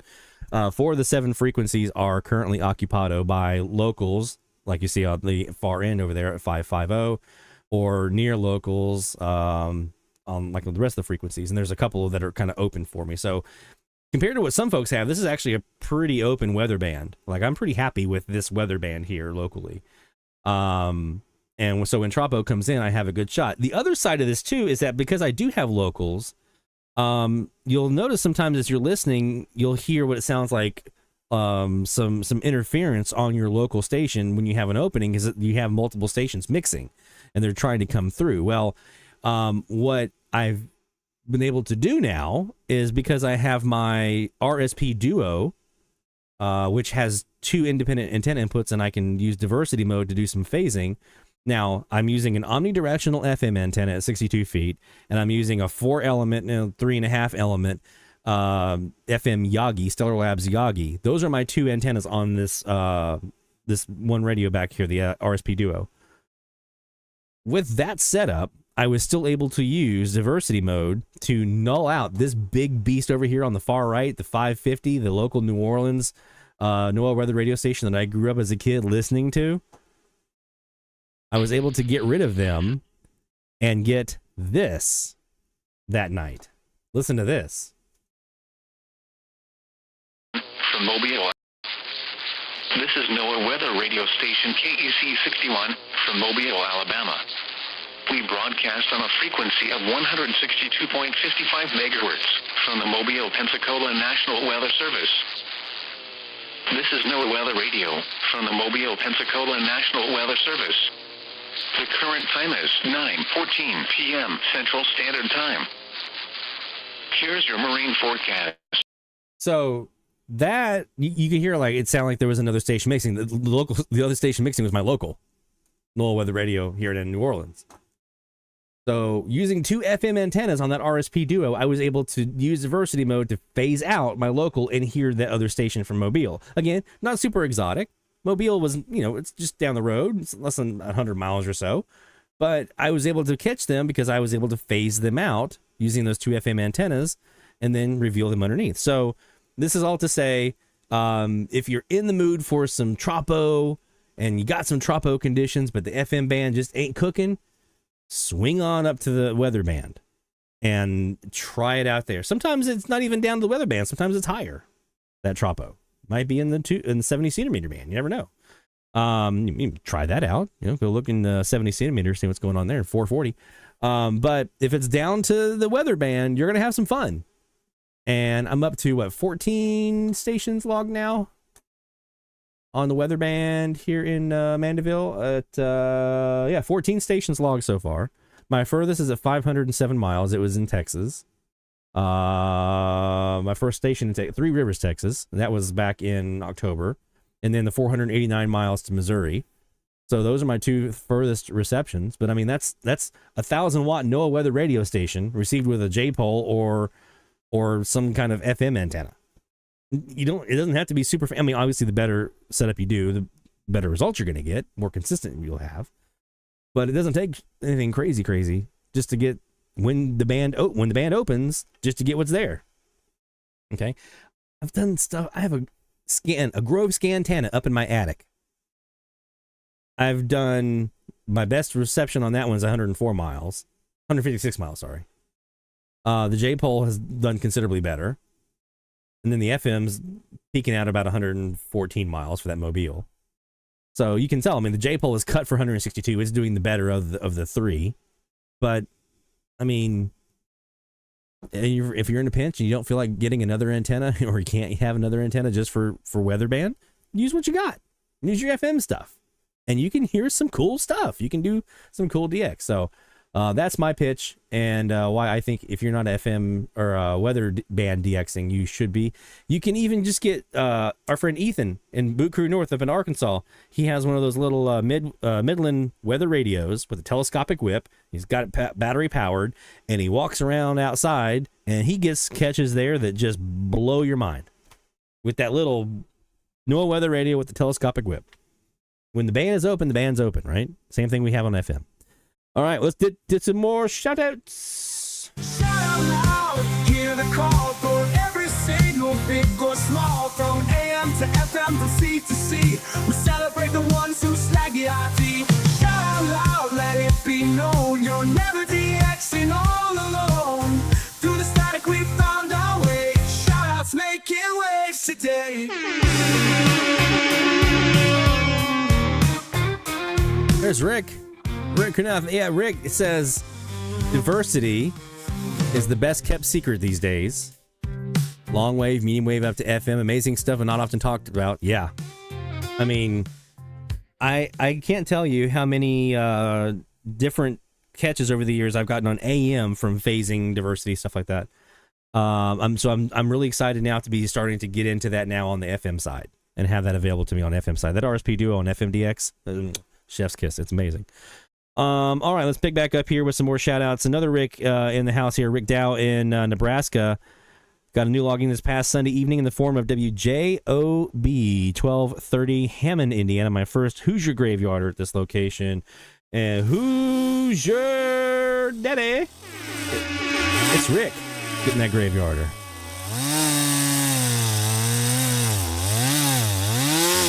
Well done, my friend. Anytime you can add a new graveyard station, I'm going to get to my shout-outs in the next hour. We did some cool stuff during the Graveyard Challenge. But very, very, very fun to get new stuff on the graveyards. Our friend Carl DeWitt, our Summer of DX champion. 22 new stations have been logged here since our last DX Central Live 2 weeks ago. Okay, 2 of those on graveyards, 1340 WRHI South Carolina, 1340 WGAA in Georgia. The other 20 new ones were logged during the last 10 days, doing his own, he calls it the Radio Variety DX Challenge. And there was his personal challenge. He used a different radio every day to DX with. All these were portables, okay? 20 new stations using, now remember, he was crushing it in the Summer of DX Challenge using portables. Now he does his own challenge using a different portable every day, and he still gets 20 new ones. All right? And so those include 1040 WSGH in North Carolina, 880 KRV in Nebraska, 550 WIND in Illinois, 610 Radio Rebellion Cuba, 620 WDAE in Florida, 610 Radio Reloj in Cuba, 1200 WRKK in Pennsylvania, 1200 WUZZ in Pennsylvania, 580 WACQ in Alabama, 560 WFIL in Pennsylvania, 990 WTIG Ohio, 1300 WJZ in Maryland, 1120 WUST in DC, 1130 WEDI Ohio, 1150 WIMA Ohio, 590 WAFC Florida, 610 KFNZ Missouri, 1420 WKSR in Tennessee, and 1200 WRTQ in Illinois. It seems that I missed on the list. I'll be joining. Okay, gotcha. Okay, cool. So the lesson here first, let's get over here. 2 things. We got the new logs.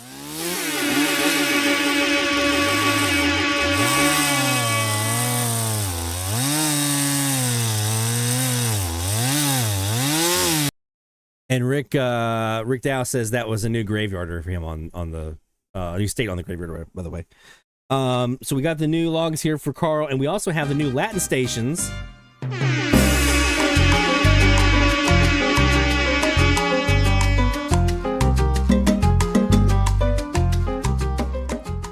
So this brings up a point that I've kind of belabored a bit over the years, is that different times of the year are going to produce different kinds of DX. So he was just methodical during the summertime DXing on his portables, and he was getting all kinds of new stuff and all kinds of great DX.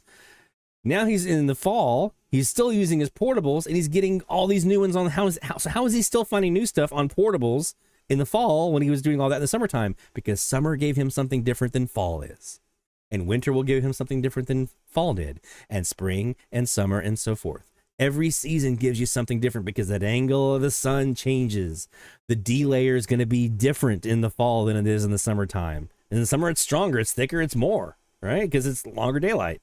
So you're going to have a more robust D layer in the summertime. You don't have that right now. So it's a really great time to be doing some DX and hearing something completely different than what you would hear any other time of the year. Well done, Carl. Well done, my friend. Love it. That is exactly what we should be doing as DXers, is just being methodical, trying different stuff, different pieces of gear. Because even that, like, about angles of attack that these signals are coming in, different antennas and different radio. And if you have these radios that have the built-in antennas, they're going to have different ways that they receive those different angles, right? Some have better at low angle, some are better at high angle reception. Trying out different radios, different antennas, different stuff's going to get you different results. Love it. Freaking love that. Our friend David Harden, he's David's radio room in the chat right here. Log WTNC 790 Ashland, Tennessee on the November 11th time frame at 7:30. The second station was on FM WGPH in Vidalia, Georgia on 91.5 in 19 November. This took weeks to get a logging on this frequency. Tropo has not been my friend, but I finally nailed it. Feel you, man. Lastly, I logged WGST in Hogansville, Georgia on November 20th. This one surprised me because it's the former call for WBIN 640 in Atlanta. Persons paid on this one too. When we lived in Brasstown, 640 WGST was one of the stations we used to listen to all the time. Mama C will let you know in the chat. She'll say, oh yeah, we used to listen to WGST all the time. There was Kimmer was on there. It was back when Sean Hannity first started. He was on that radio station. Before he went. Anyway. Then they swapped call letters. Well, they gave up those call letters and went to WBIN, and now the station down in Hogansville picked up WGST, so it stays in Georgia at least. So there you go. Well done, my friend. David Pete in Maine gets a shout out here. Did we get you? Did I get you the? Oh, I didn't. Logs. We got some logs for you, man. My bad.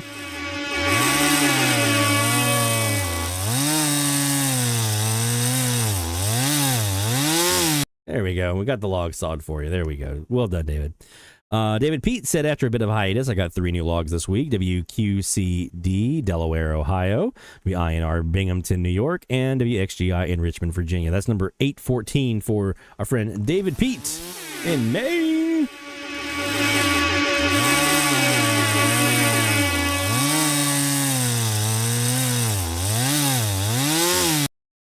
We've got a handful of these still yet to go. Stuart here in Michigan at the 8SRC. I keep scrolling past your stuff here. NOAA Weather Radio, new station KX141 162.5 in Crystal Lake, Illinois. Again, he's in Michigan, for context. On 440 Ham Radio, a dream has been for over a decade that has now come true. He's been now working a live audio feed of amateur radio 440 repeater system. Using this live feed, I was able to hear a repeater in Pennsylvania on the reverse frequency pair of mine, and using the same PL tone.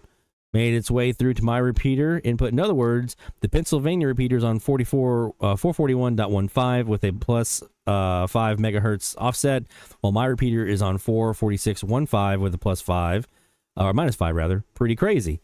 N3 FCK 44.15 in Orkston, Pennsylvania. Air check is attached. We'll throw that over here in the chat so you guys can listen to that as well. And we're going to copy that and throw that in the chat. Boop. There you go. There's the air check of the station hitting his 440 repeater. Very cool. Well done, man. So let's go ahead and get you. Got that new log in there.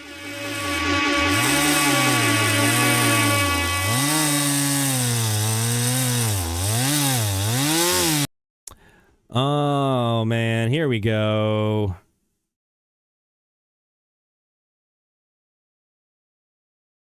Tim Trump in Michigan. We always love when Tim stops by because we get to wipe the drool off the corners of our mouth here. A new log in a new country was crossed off the bucket list on November the 8th. Radio Islam International from South Africa. 1 kilowatt from South Africa was heard in West Michigan on 1548 kilohertz at a distance of 8,620 miles. Audio was confirmed in real time against the Johannesburg KiwiSDR. South Africa is now in the logbook thanks to the Perseus SDR, the Jaguar SDR software, and a 130-foot north-northwest DKAZ. You guys want to hear this? I do. Let's take a listen.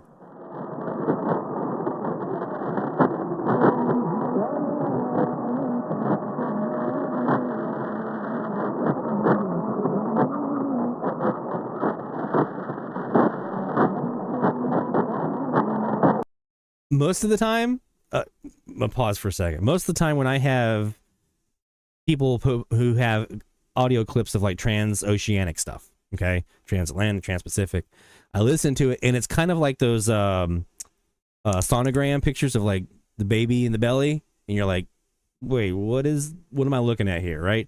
That's kind of how I feel a lot of times when I'm listening to these transoceanic clips, and so I'm like, okay, I think I heard audio, but that could have been splatter. I don't know. This is crystal.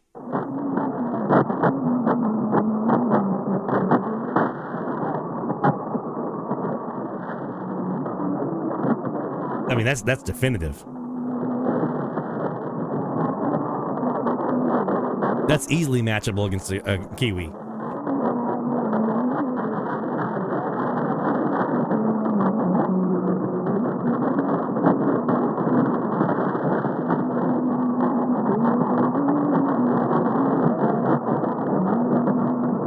That's South Africa, guys.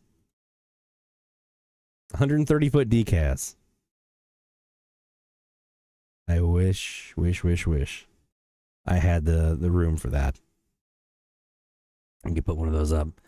I'd have them all over the place. Well done, Tim, my friend. Hey, first off, new country.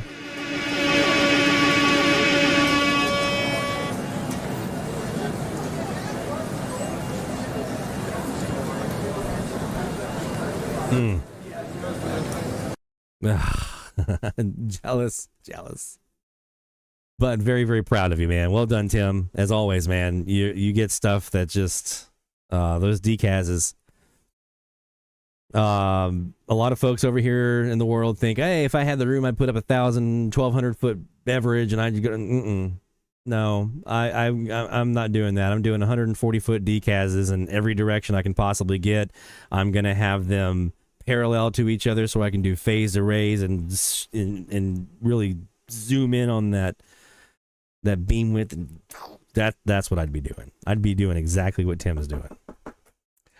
Well done, my friend. Mexico Mike J. I know he left in the chat a little bit ago, but 2 new logs for him: 1270 KC or KSCB Liberal, Texas, and 970 KVWM in Sholo, Arizona. Well done, man.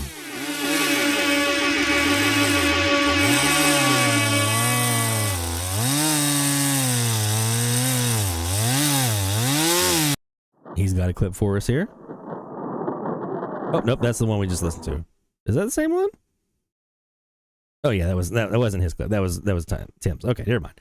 All right, well done, my friend, and we'll get you another in there for that one.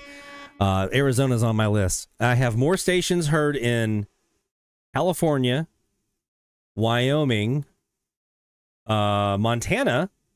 I've heard more stations in those 3 states than I have in Arizona. I don't know.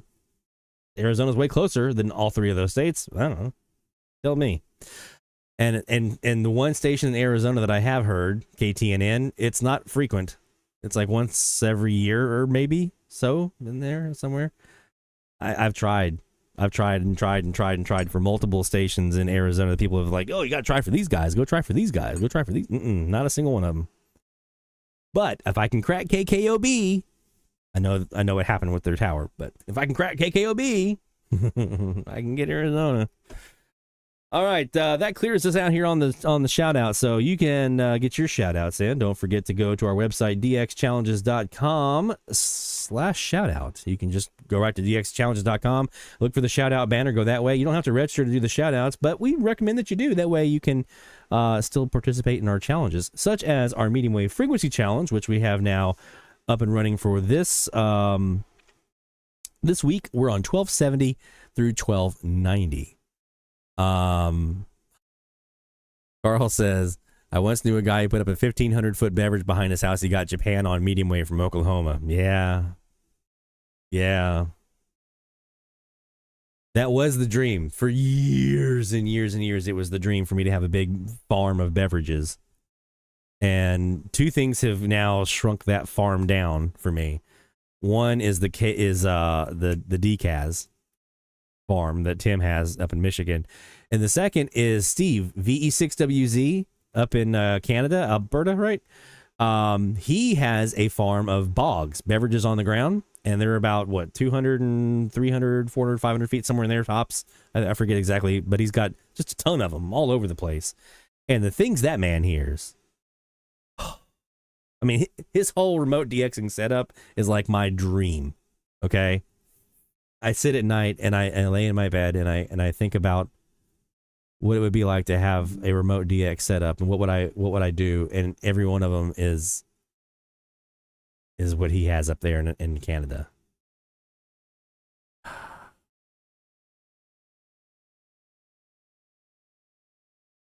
His YouTube videos are like regular viewing for me. I watch it and I go, I want like 10 acres, please.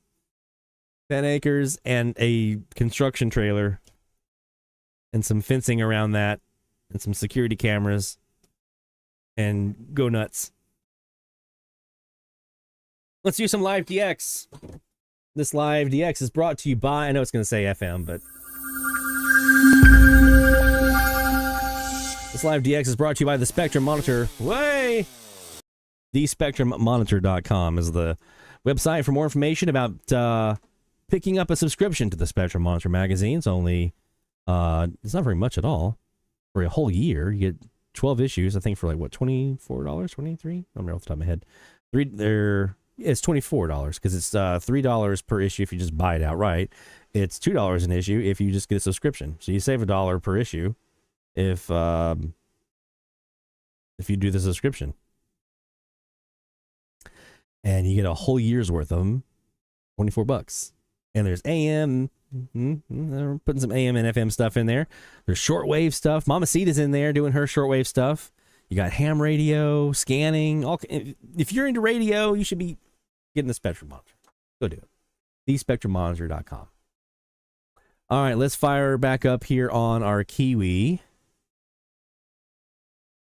Sorry, a software update's in progress. Oh, of all the times, Kiwi.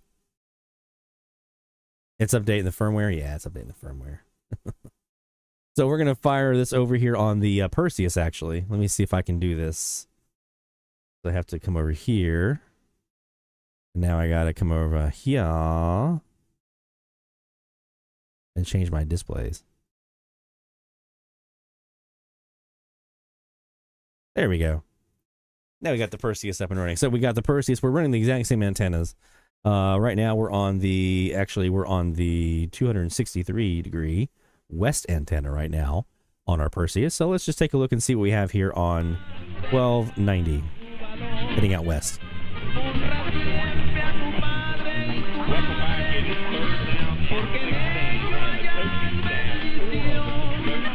So I wonder who this is that we're hearing very loudly. If I had to guess, Westlake, Texas?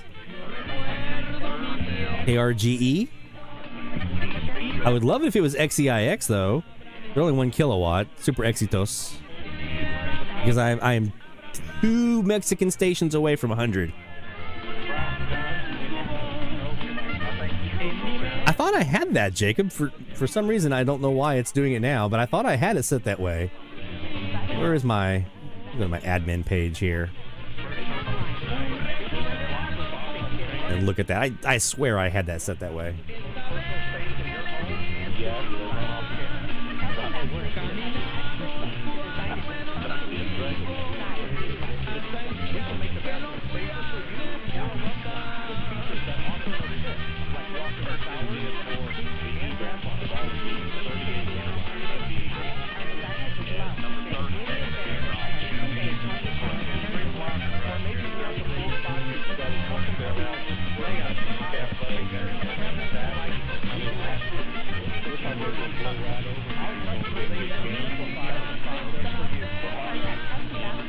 I know I know I did on the shortwave Central Kiwi.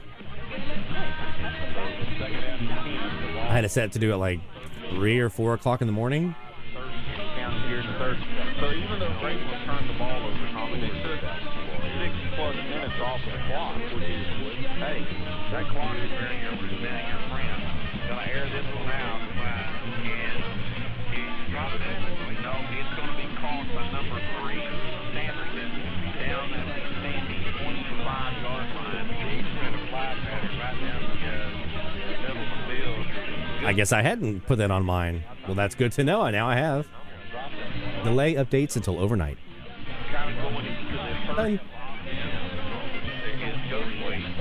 Take care, Carl.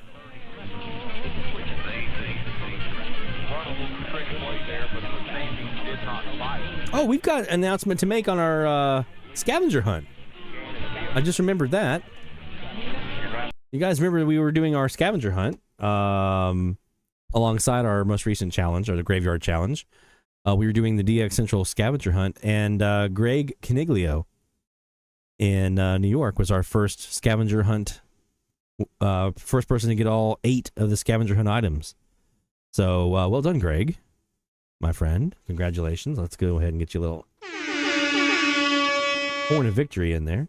I'm going to cook up something for Greg. I don't know what yet. I'm going to cook up something for him and get him a little something special for being so good at going out and finding all 8 of the things in our first round. We'll be doing additional rounds of the scavenger hunt. We got 2 more coming.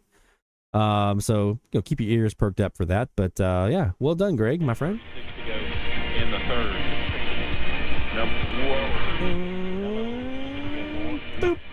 Number 14 for the Sandies, Gilmore. I mean, comes in through the gap. If he would have been 1 step quicker, he would have taken the handoff. Watch, well, I'm probably just going to show the replay up here in our booth. They went back to live coverage. So second down and 10. Again, Grayson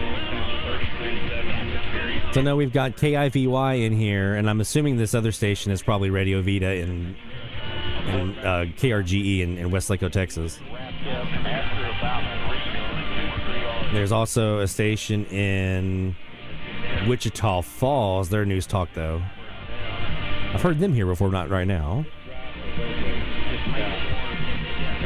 Let's swap back over now. This is going to be noisy, because this switch is gross.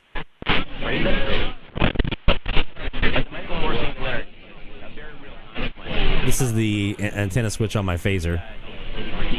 The first position it doesn't like very much. So now we're back on the north antenna, the 15 degree. Absolutely bleeding with viewers. Apparently, they brought in 839,000 total viewers during the 6 a.m. hour of the program, and 113,000 viewers in the 25 to 54 age demo on Monday.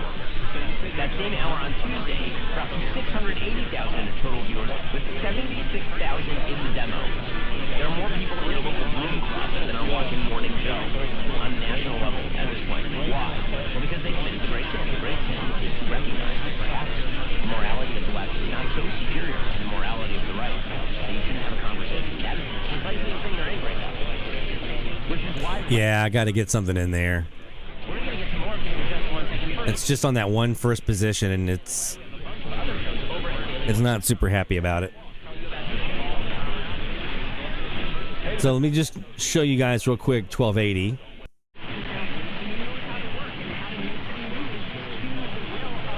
Have I done that? Have I nulled them down?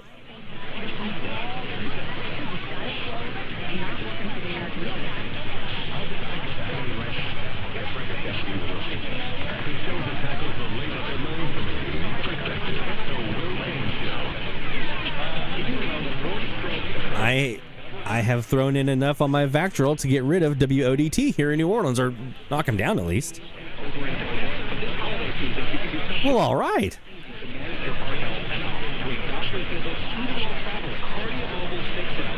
I've only got a couple of stations here on this frequency. There's two Mexican stations, my local WGBF in Evansville, Indiana, and then the ever so rare Minnesota station. And I only got that, thank you, Jacob, WWTC in Minneapolis. I only got them because our friend Jacob was like, hey, bud, I'm hearing my station on your Kiwi right now. Went up and I was like, well, there they are.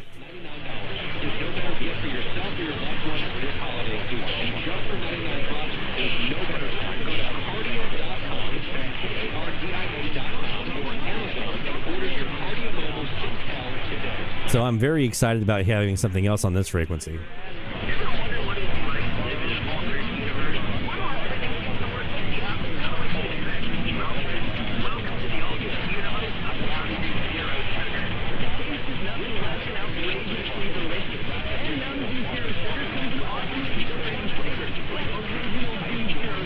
That has happened a couple times, by the way, Jacob. There have been several times where you're like, hey, bud, you got something here on your Kiwi I'm hearing, and I went up and I'm like, damn, there they are. There was a Wyoming station that did that. I think a Montana station that we did that with. Jacob has been my my DX Sherpa, leading me to new stuff thanks to the Kiwi magic.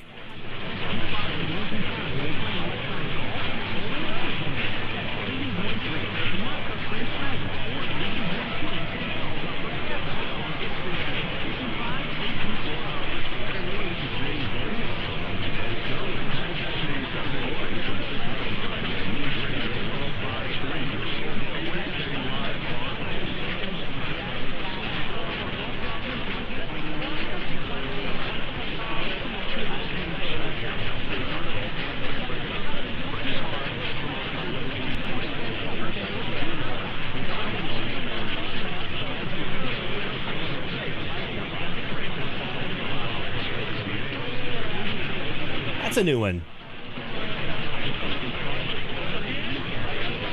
That's a new one.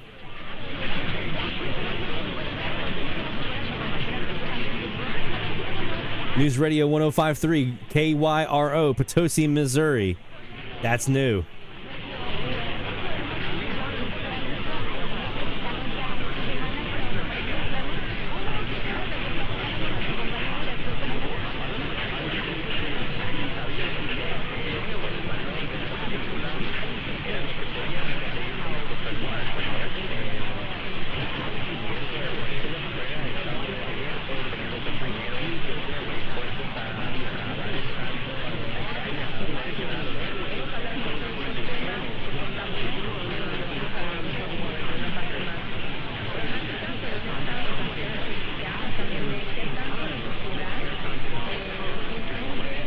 Take care, Master Player.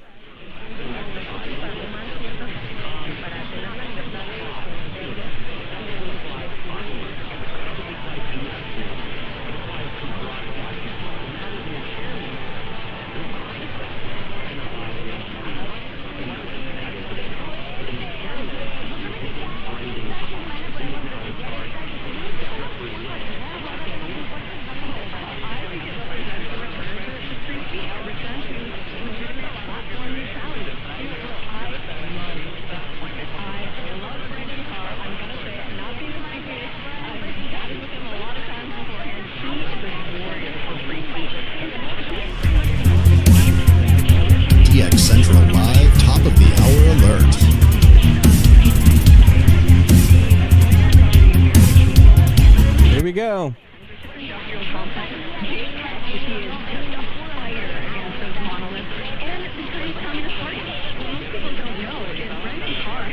Oh, we're on the wrong one here, aren't we? The Chinese Communist Party proposed platform that Congress passed a law in April, and Biden signed it into law last year, enforcing it to divest to a U.S. company. Now that's supposed to go into effect in January. Kind of up in the air. We'll see what happens, but Brendan Carr has just been amazing in terms of the CCP infiltration.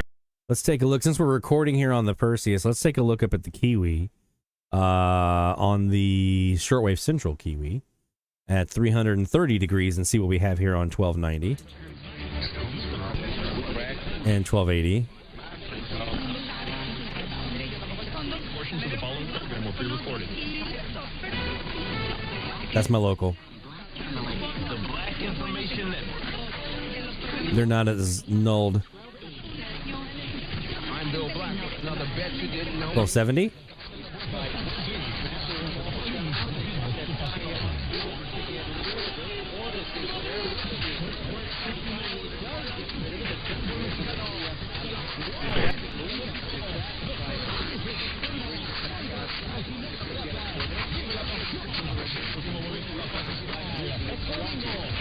That's Dallas.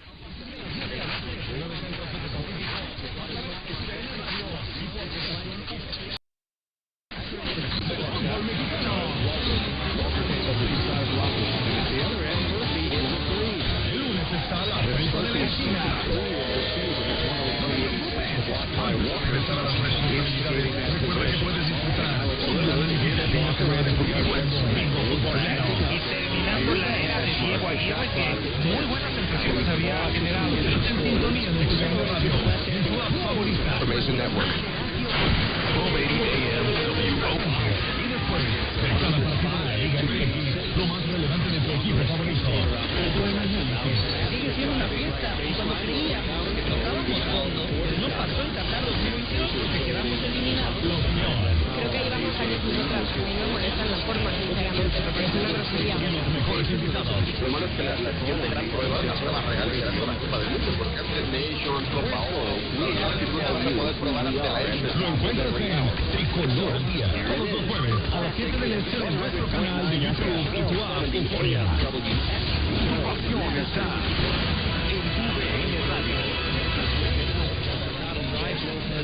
KFLC, Pedro, 1270 AM, tu Radio. Vivimos tu pasión. Esta es tu estación de Latino Media Network. Se abre el reloj. Así como en su momento América se colgó de los títulos de Chivas y Cruz Azul, hoy Tigres quiere colgar el título de la América. Yo no sé. Aquí tu voz y tu opinión sí se escucha. América, Cruz Azul, Tigres, Monterrey van a estar peleando el título. Esto es Tribuna Interactiva.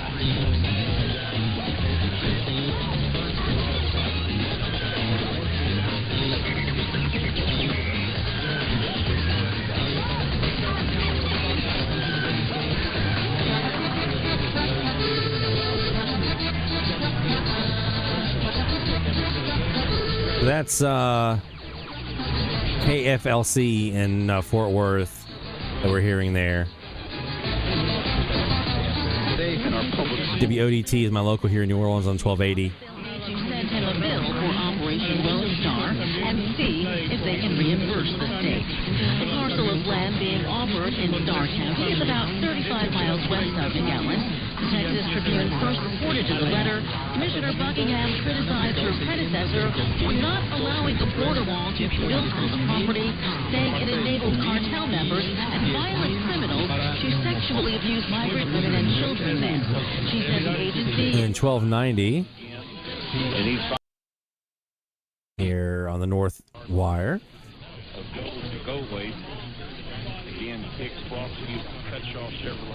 Hey, Mason Mike P. Or Mexico Mike P. So many mics. I mixed them all up. Could be number 2 versus number 3 in the regional. It's the regional championship. You go into the state quarters, state final. So that's probably WHKY.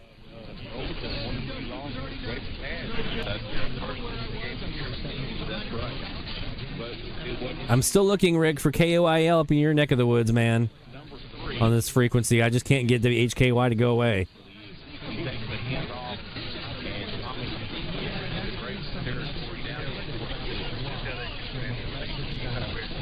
I've tried sunset, sunrise.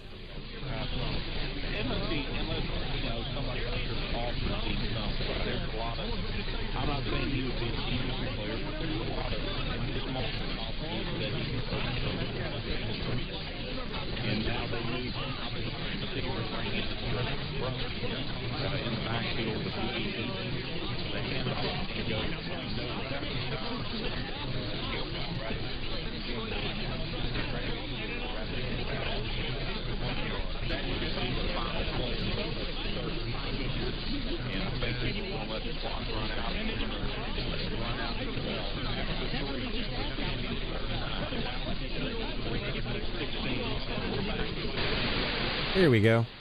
They were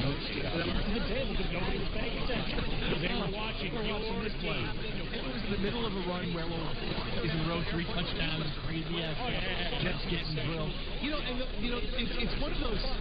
The butt fumble is almost like a piece of music where you listen to it for most of your life and you think, okay, this is the part you listen to. But then you get to a section of life you go, oh man. I wonder if that's WHKY, because I know they were doing high school football earlier, and they do run sports at night. Let me go back over here to the shortwave Central Kiwi.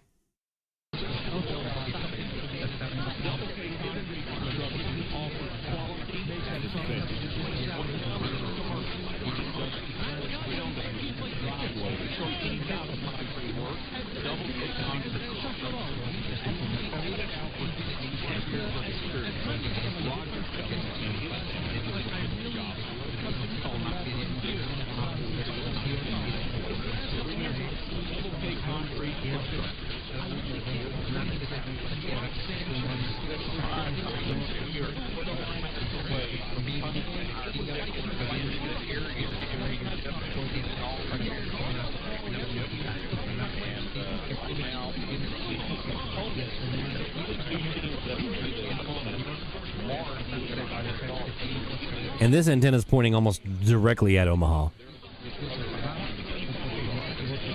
It's pointing right here at Siloam Springs, Arkansas. It's within 8 degrees of Omaha, the middle of the bandwidth, or beam width rather.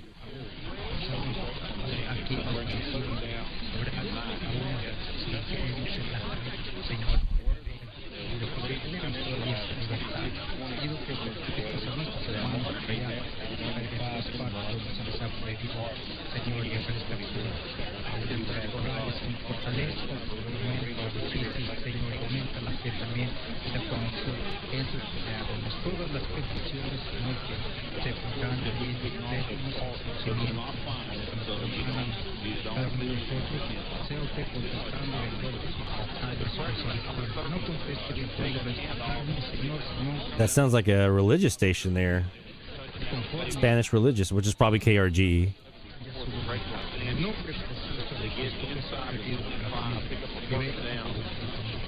And they're on it at the 23. So first and 10 for the Eagles. Grab at the front, jersey at the front. The first and 10 for the Eagles, 11:30 and counting. 39-16, the Sandies on top. 2 receivers to the right, single receiver to the left.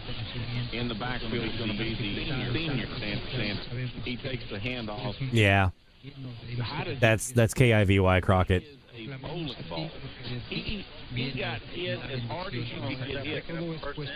And I'm guessing the religious station there is Westlaco. Kind of see the urgency in probably a little too late to see the urgency. Let's go back over here to our Kiwi, and we're going to do 1280 again. Blank Information Network. And let's switch over to our SuperLoop up north. I'm Mike Stevens with Andrea Coleman on your home. That's just so cool. That's just too much.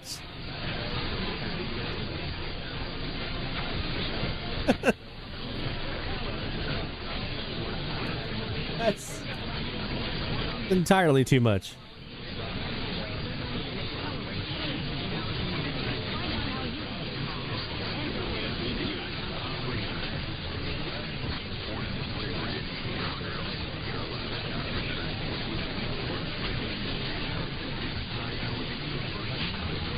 I can probably, they're starting to come in a little bit. I can probably get rid of them again.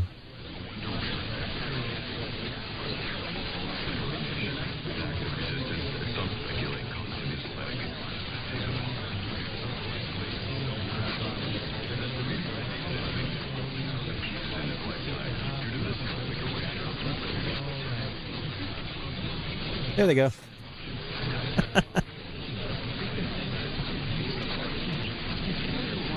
Oh, Rick says the Chiefs have a Friday afternoon game next week. Game should still be going on while KOIL is on its daytime non-directional pattern. Bless you. Guess what we'll be doing tomorrow or next week on DX Central Live? Looking for Omaha.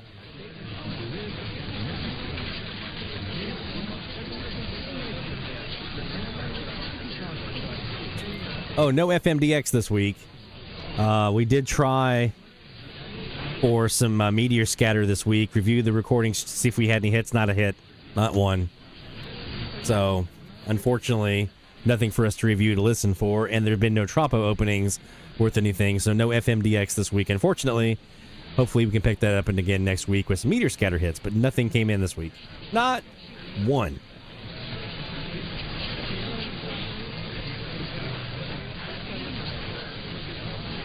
All right, let's do one quick little review here while we're on the Perseus here on screen. Let's go back and review what we caught at top of the hour on all three freaks and see what might be there. So we're going to pop this back down to top of the hour.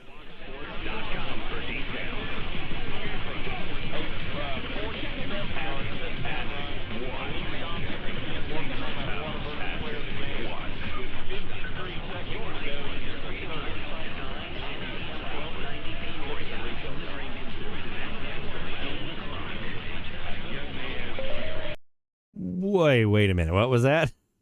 That was super weak.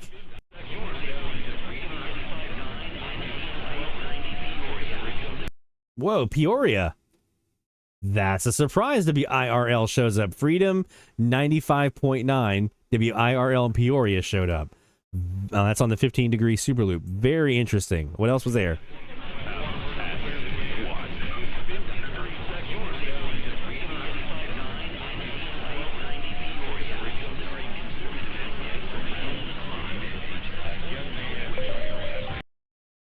I heard an H in there. I'm not sure if that was part of an ID or not. Let's go back again.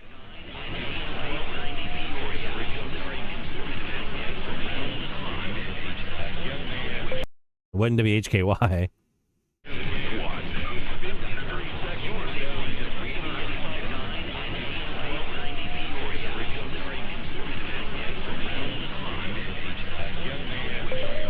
I can't pull that last one out. The H one. My guess is WHKY that's going to Fox News or Fox Sports because they do.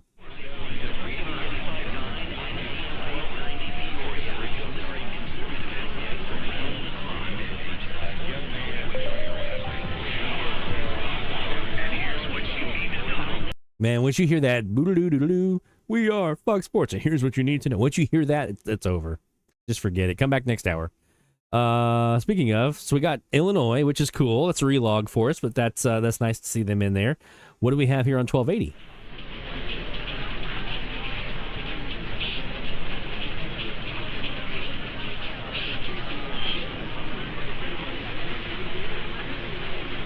Oh, did you get that one? Hold on. Let me go back to 1290. Did you get that one in there, Rick? WHIO? Ohio? Is that was that what you're telling me I got?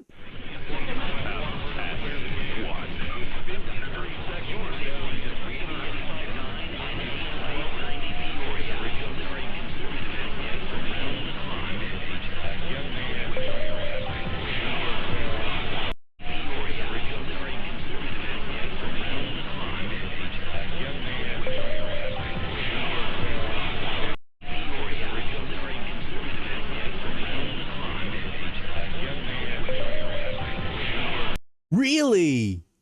That's new. That's a new one.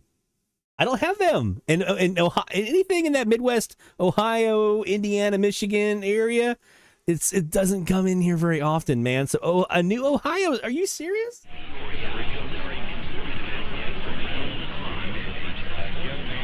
Oh, that is them. Oh, right. Nice. That is so cool. That is super. I mean, I know for you guys, you're probably like, yawn, but I mean, Ohio from Louisiana is not WTAM or WCKY or WLW. Ohio, anybody else from Ohio is like, welcome, right? That puts me at 990. I got 10 left. All right, so I'll put that in the log here in a minute. Let's go down to 1280 again and check and see what we had here.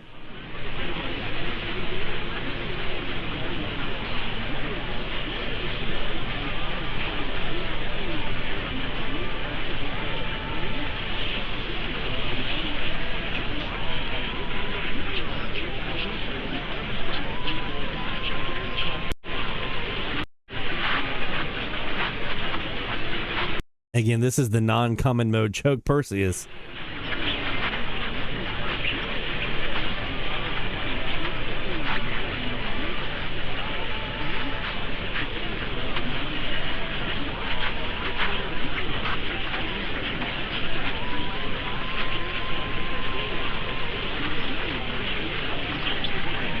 One more. Oh, man. If I can pull... that would be a dream right there. That would be an absolute dream come true. 50 kilowatt Salt Lake City KZNS. I know they reduce at night. What do they reduce down to? Nothing. They probably sign off. Or they change your pattern at the very least. Ugh.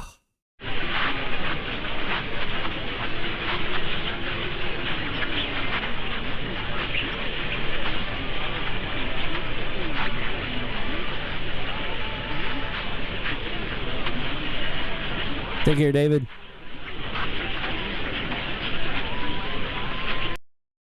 Yeah, the XYT. They're in Detroit. That is on my list. That is absolutely on my list, and they're at 22 degrees, so that's within 7 degrees of my center of my beam.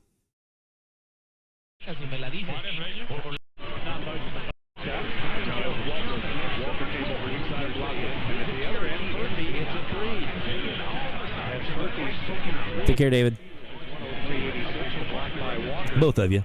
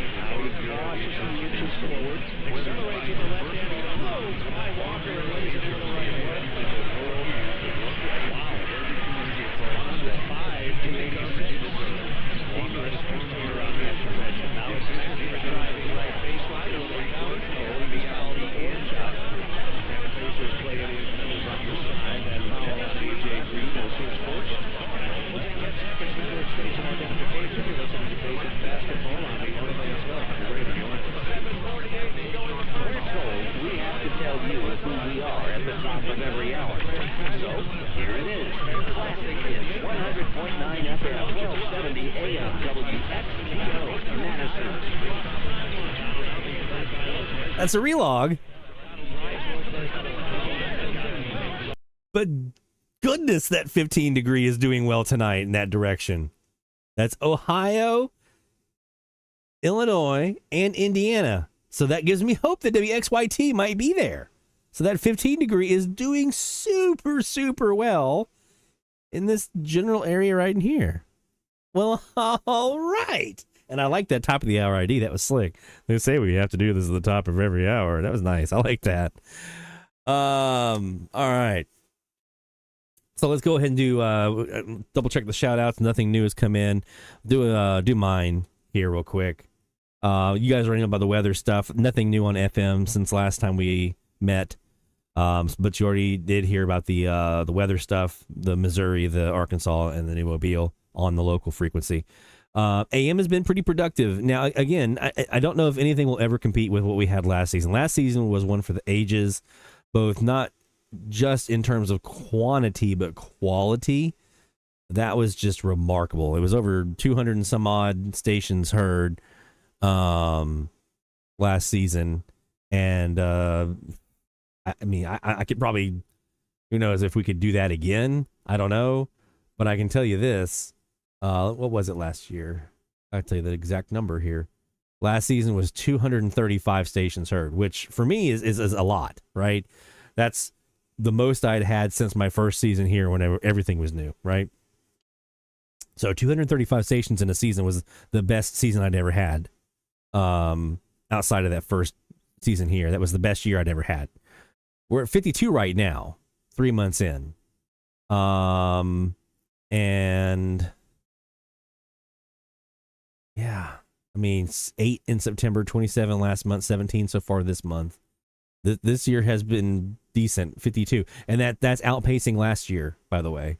Because last year, I didn't do hardly anything in September, about the same in September. October was nothing.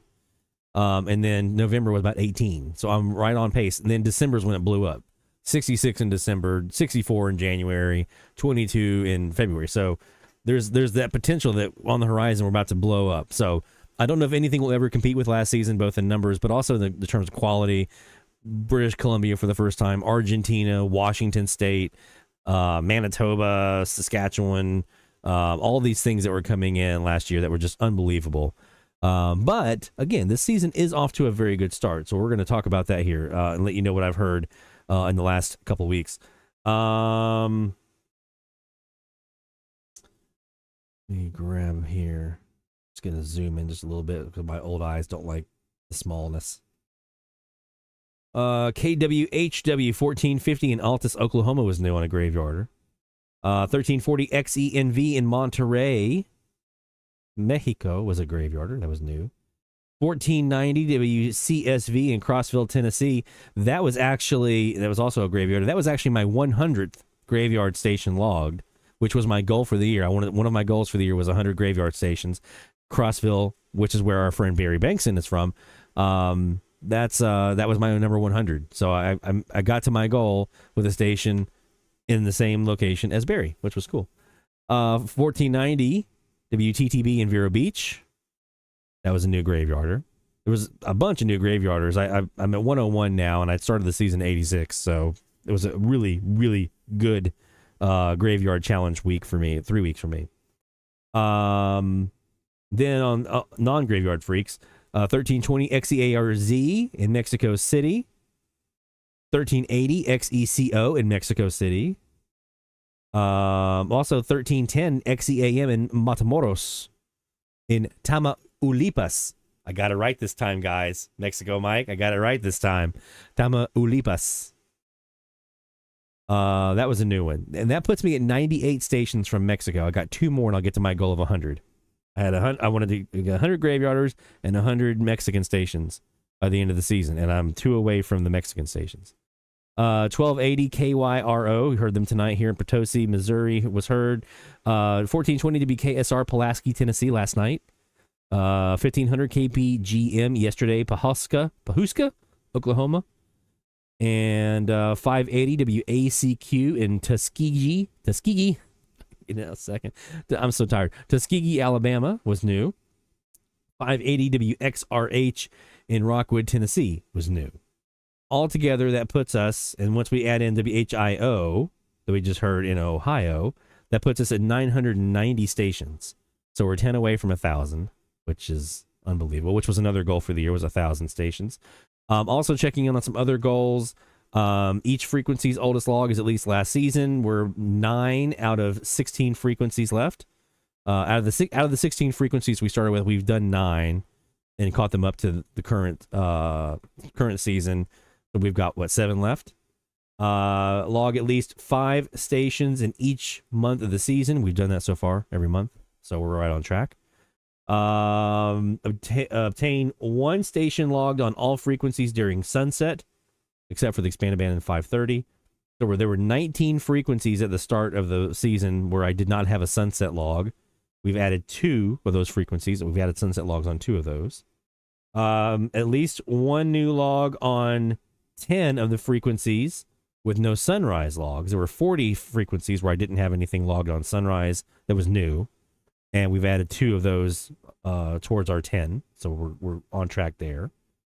We did, we're on track with our Mexican. We have 2 Mexican stations left to get that goal, and we are 10 away on the overall goal of 1,000. Why is that not working?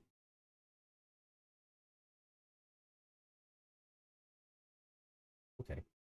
All right, so yeah, we're 10 away on that goal. So we are very, very close on all of our goals. I'm getting there. But we'll keep on trucking on that one. So yeah, there we go. Let me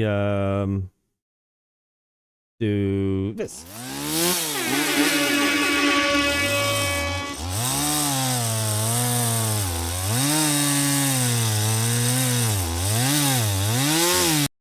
And since we got a goal, we hit our graveyard goal. We'll get that one too. Yeah.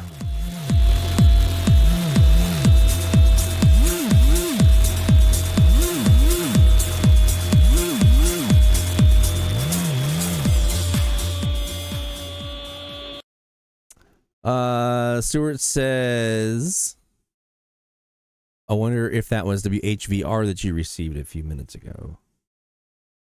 I'm pretty sure it was WHIO. I'm like 99.9% sure it was WHIO because I'm pretty sure I heard WHI in there. And I also think I heard the FM side of it. I thought I heard a mention of 95.7. I definitely heard a news talk kind of ID in there. So pretty sure that's who that was on 1290. Jacob asked, did you get the 1700 from Tijuana yet? Not yet. My local TIS station has made that one a challenging frequency. But I did get XEPRS out of was XEPRS, is that the calls on 1090 out of BC North? Did get them last season. So that was another one. That was another thing last season. It was Washington State, it was British Columbia, and it was Baja California North all in one season, plus Argentina plus Algeria. Yeah, I mean, last season was unbelievable. All right. I have now reached that point of the evening where Lloyd starts getting a little delirious and tired, and it's time for Betty Bye and a beverage. So, for all of our sponsors, the National Radio Club, again, nationalradioclub.org, the International Radio Club America at ircaonline.org, and the Spectrum Monitor magazine, thespectrummonitor.com. Don't forget about Teak Publishing as well at teakpublishing.com. We got some stuff coming, by the way. We do believe we were in talks recently. Mamacita and I were in some talks about some things that we got coming up for that. So we'll give you more details as we get closer on that. But yeah, for all of our sponsors, thank you for your support. And for all of you who tune in once or every week or whatever, whether it's live or on the replay, whatever, we appreciate you guys being here as well for our show on Friday nights where we talk about this little corner of the world that we like to participate in called DX. Good luck on the challenge frequencies 1270, 1290. And hopefully you get lots of DX on those. Some new stuff for you. We've already got one crossed off the list here, which is cool. Take care, my friends. Best of DX. We'll see you next week right here on DX Central Live. Take care.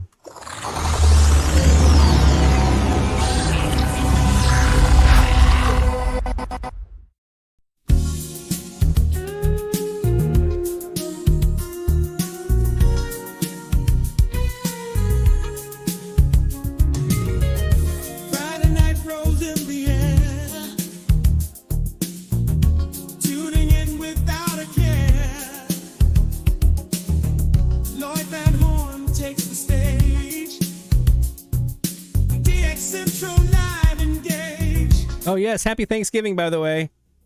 All of you. Happy Thanksgiving. I forgot to mention. I forgot the holidays. Chasing signals all through night. Waves that travel far and wide. Feel the magic deep inside. DX Central Live tonight. Turning dials, feeling right.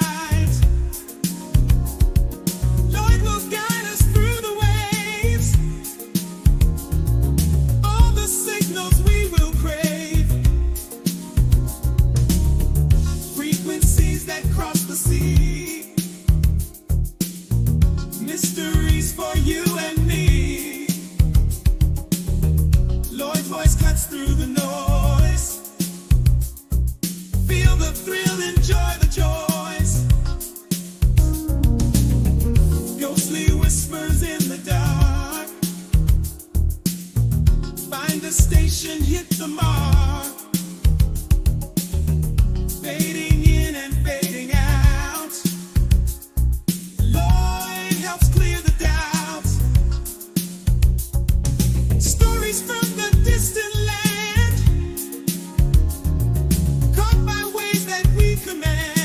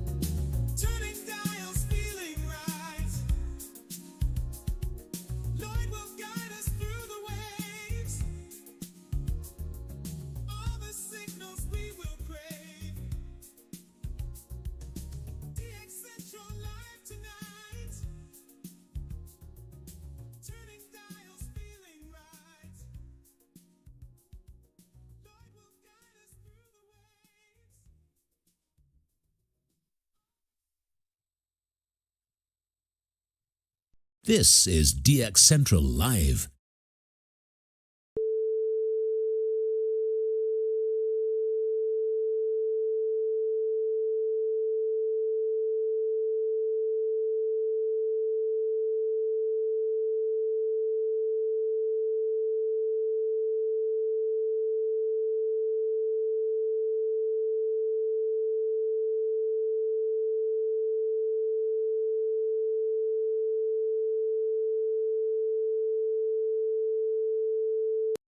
This is DX Central Live.